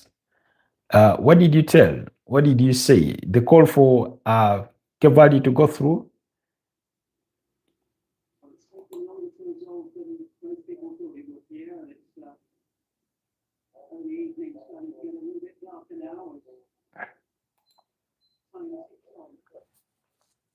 We are headed for the second half of extra time. I don't want penalties. Jesus Lord. I don't want penalties. I'd rather Cape Verde score in the next 15 minutes and we go to bed. Okay, and we wait for the Ghana game. Now, only the final moment call for Cape Verde, 118 minutes. Oh, yeah. You said that earlier on, that in the 118th minute of the game, Cape Verde will score the winning goal and they will go through to fulfill prophecy, 100%. If it happens in the exact terms for which you described it, I'll call you a fortune teller. Oh, a fortune teller or a forward teller? I don't know. Fortune teller, whatever that is.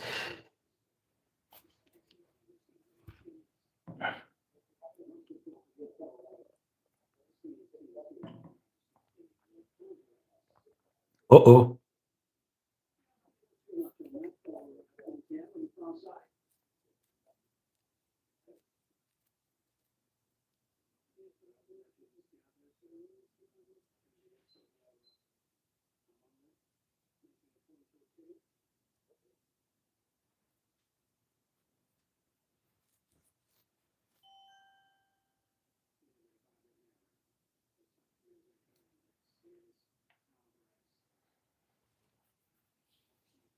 Argentina, here they come.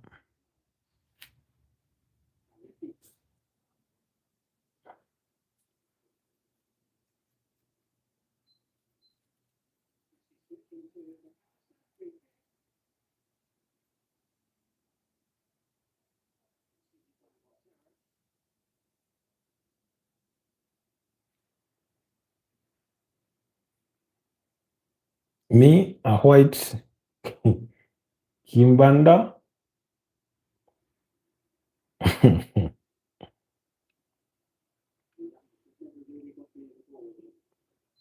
Messi.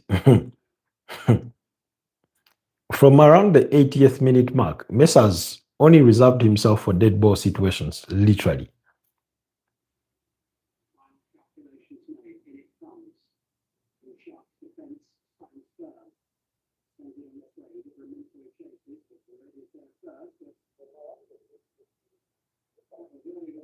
Okay, Valdi, here they come. Uh-oh. First attempted pass did not go through. Didn't go according to plan. Ah, that was ambitious, but way wide of the mark. From Cape Verde's shot 16.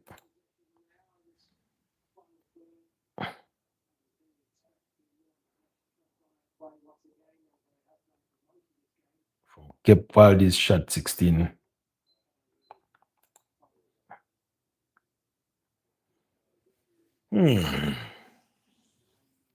That was Monteiro, Argentina. Here they come.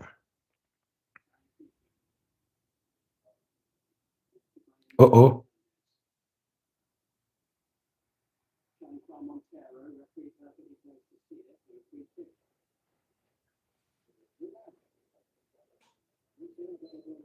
Hundred and 108 minutes.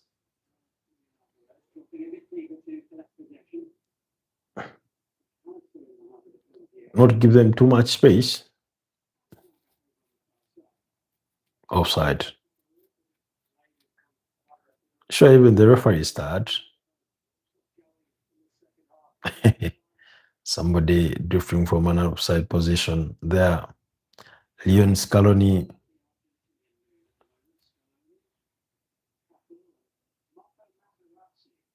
Cafu and Marco Materazzi.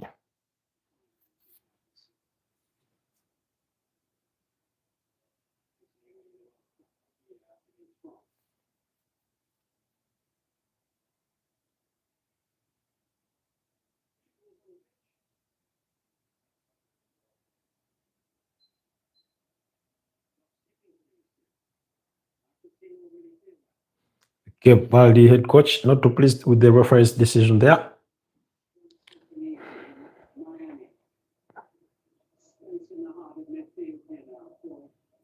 We're in Dallas, Texas. Uh-oh. As a timely tackle, a well-timed tackle. A well-timed tackle from Bogus. From Dine Bogus. I'll be back for final thoughts. See you. See you when you see me.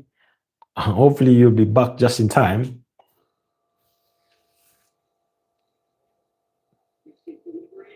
And it's a goal. Christian Romero scores to make it 3-2 in favor of Argentina. Lionel Messi with the assist. Floats in the corner kick.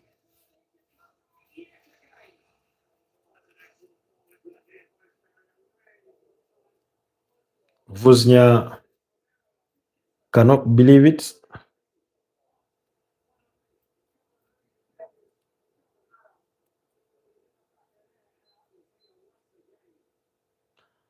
Argentina once again in the lead. That means algorithm's tail is not going to pass the way he told it. Oh, that's just brilliant. Oh, goes off the hand of the hand.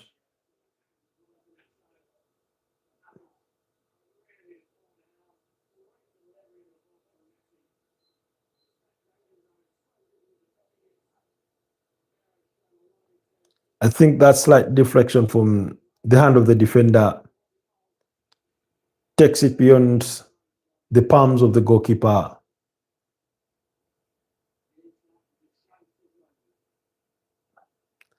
And the Argentines celebrate.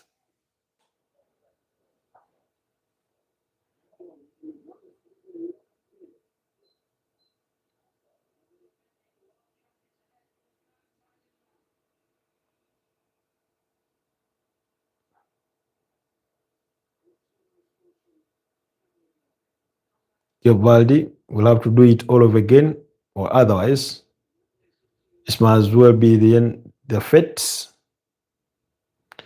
fate may as well be sealed.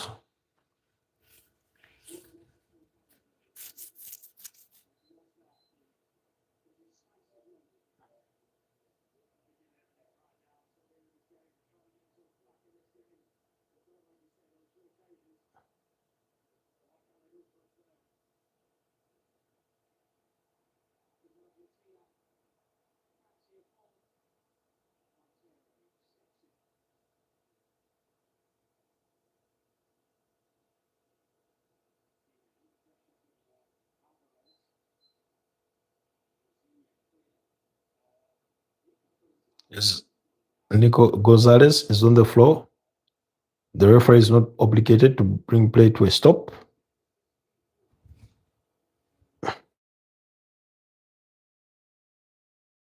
Dropping at this hour of the night. Here they come. Cape Verde. Come on.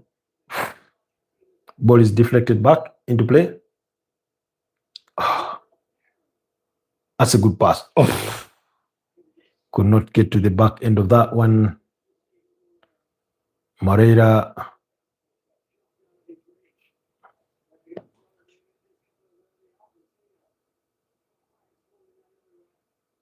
Argentina players all cramping. It's expected, but it's also to try and cool down the tempo, try and slow it down, eat up some bit of time.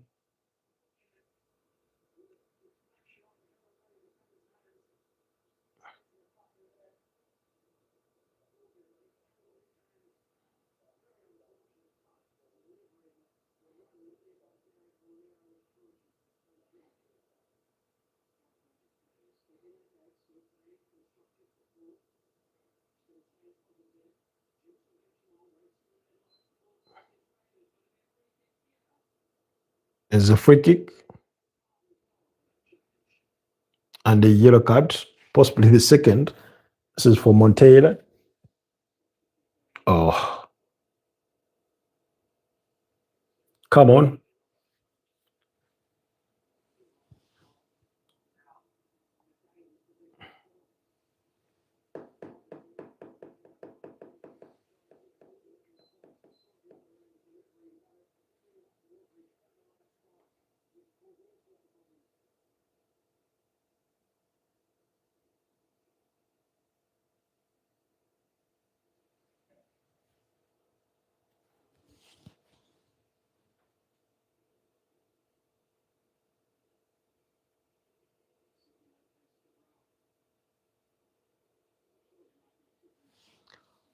Free kick for Cape Verde. Oh, that's a brilliant save from Emi Martinez. And then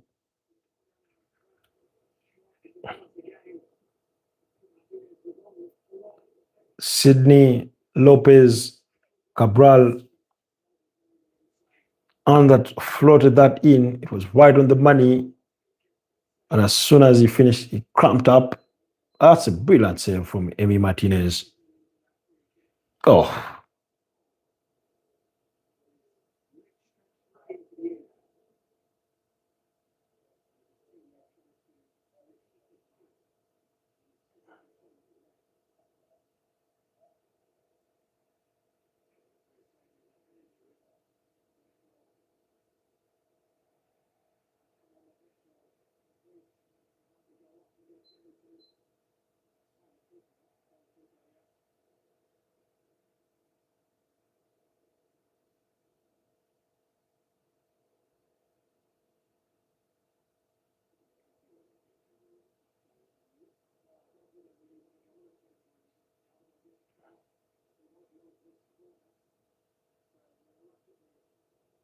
It's a head injury.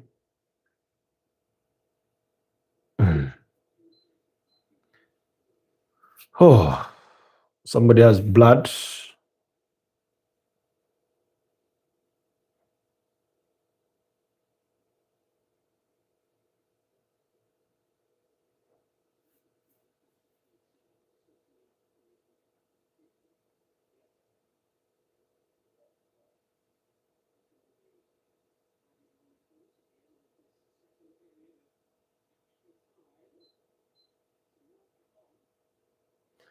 It's a corner kick for Cape Verde. Ugly. With about less than 3 minutes left to play in the 120. Sure, some more minutes will be added on top of that. Ah, Astulo.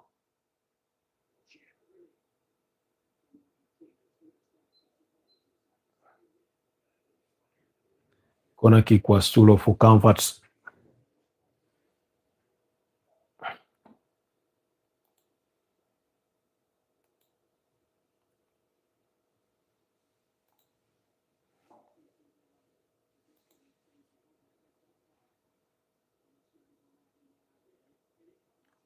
Oh,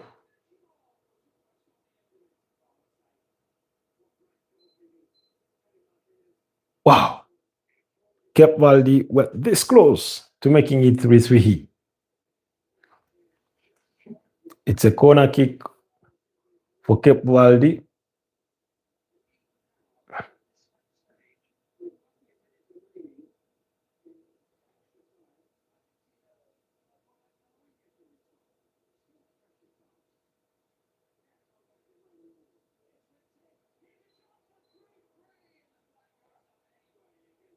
Livramento missing an opportunity from an offside position, so wouldn't have counted anyway.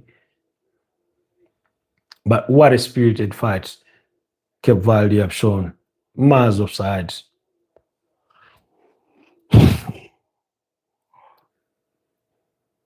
That's miles of side. Oh, that was a brilliant save from Martinez.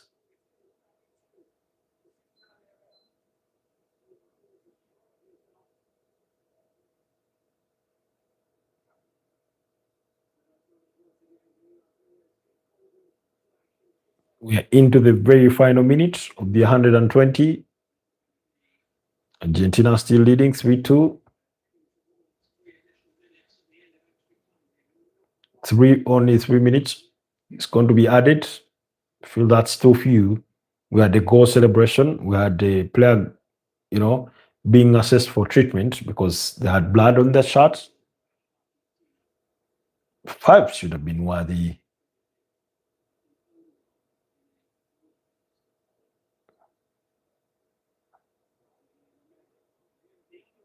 Oh, an attempt deflected into a corner.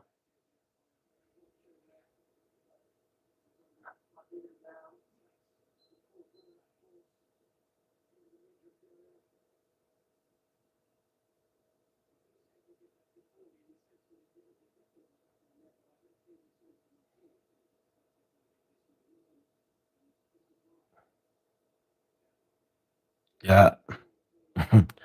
Lisandro Martinez had his caution smacked.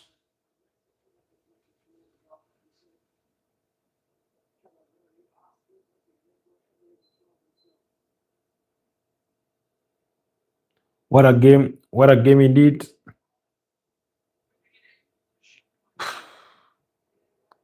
Was beautifully planned, but the execution a bit lacking. Argentina breaking here. Woznia was right alert to the challenge to bail out his team. And here they come again. Cape Verde. It's only one player, now 2, 3 Cape Verde players arriving in the box. Oh.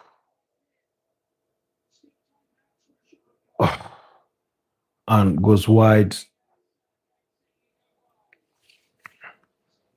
It's game over almost.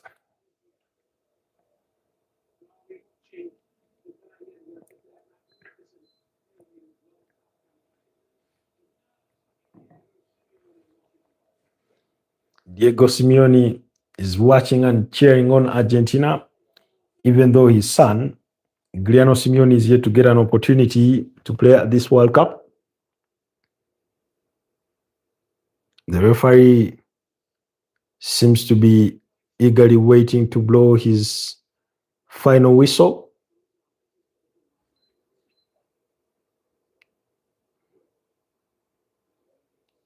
Those legs can no longer run, and you can't blame them.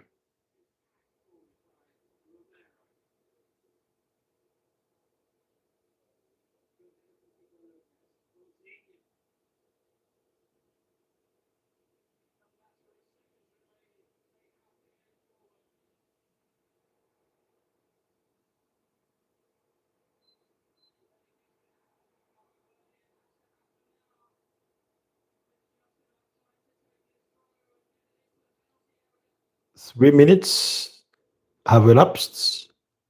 Um, oh, and the referee calls the game to an end. Argentina 3, Cape Verde 2. But what a game. What a spirited fight from Cape Verde that they were made to work for. Cape Verde must hold their heads high for what a performance that they have delivered. Vosnia, every single player out there, that's a brilliant performance. Well worth it. Don't know who gets Messi's shot, but whoever gets it, was a worthy challenge. That was a worthy challenge.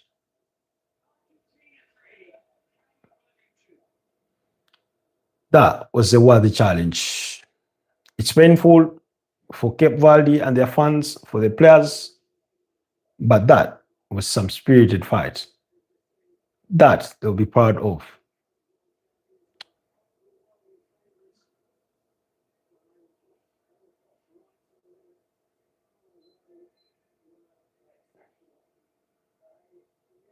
Does he even say anything back to them? 3 minutes at a time after a player takes that much time, at least from changing the shot in the corner. Well, I also felt that 3 minutes were too few. I was hoping for a minimum of five because we had also had the goal celebration in the same, stanza. But it is what it is. So who cannot cry over spilled milk? It's been a worthwhile game. It had everything: 5 goals, highs and lows, a perfectly executed game plan for Cape Verde. They'll be proud of their performance. Disappointed, pained that they've exited the competition, but against a worthy opponent, I must say. Messi, FIFA boy, Cape Verde, great competitors, indeed, well worthy of great competitors. It's been 4 hours of us being on this broadcast where we started from. It's 3:46 past 3 a.m. About 40 less than 45 minutes from kickoff for that game between Ghana and Colombia. From where we all started, that was I think it was approaching midnight, if I'm not mistaken. You're doing the next game, Sarayan. Why do you want to murder me? Do you want not? Do you want to see me dozing on the broadcast? I'm not even sure I'll be watching that game. I want to watch that game because I'm a fan of the Black Stars, but having the bandwidth to do the watch along, that may be a little to ask given the very short time there is of rest between now and the next game, which is essentially about 40 minutes for me. But I can't rule anything out. I do not know what state I'm going to be in the next 1 hour. But if I have the guts for it, I'll be before you guys. If not, if you don't see me, no pun intended, it's just what it is. Otherwise, you've been such a wonderful audience. Thank you so much, Saran. Algorithm, a great game too. I will certainly watch. Good rest, champ. See you. Thanks. Rest, bye. If you need, there is more games tomorrow. I mean, there is more games tomorrow. That's true, but sometimes you see, I've tried to do this thing where when you miss a game, you watch it in the replay. But obviously, for given that oh given that um the significance of some games, you may not really feel the need to watch the replay. So it is what it is. Anyways, you've been such a great audience. Sarayan, Algorithm, Shimi, Hala Madrid, Archie Morrison, Guna, Mariam from Egypt, a Noble View, you know, every single one of you who's been part of the broadcast, Steve Harrington, from where we all started. Um, you've been such great company. Ash, thank you so much for keeping me company. Thank you so much. Welcome back from that entertaining fixture. It is what it is. It's painful, but at the end of the day, there has to be a winner and a loser. But that was a worthwhile fight. Stay blessed. Until next time. Bye bye for now.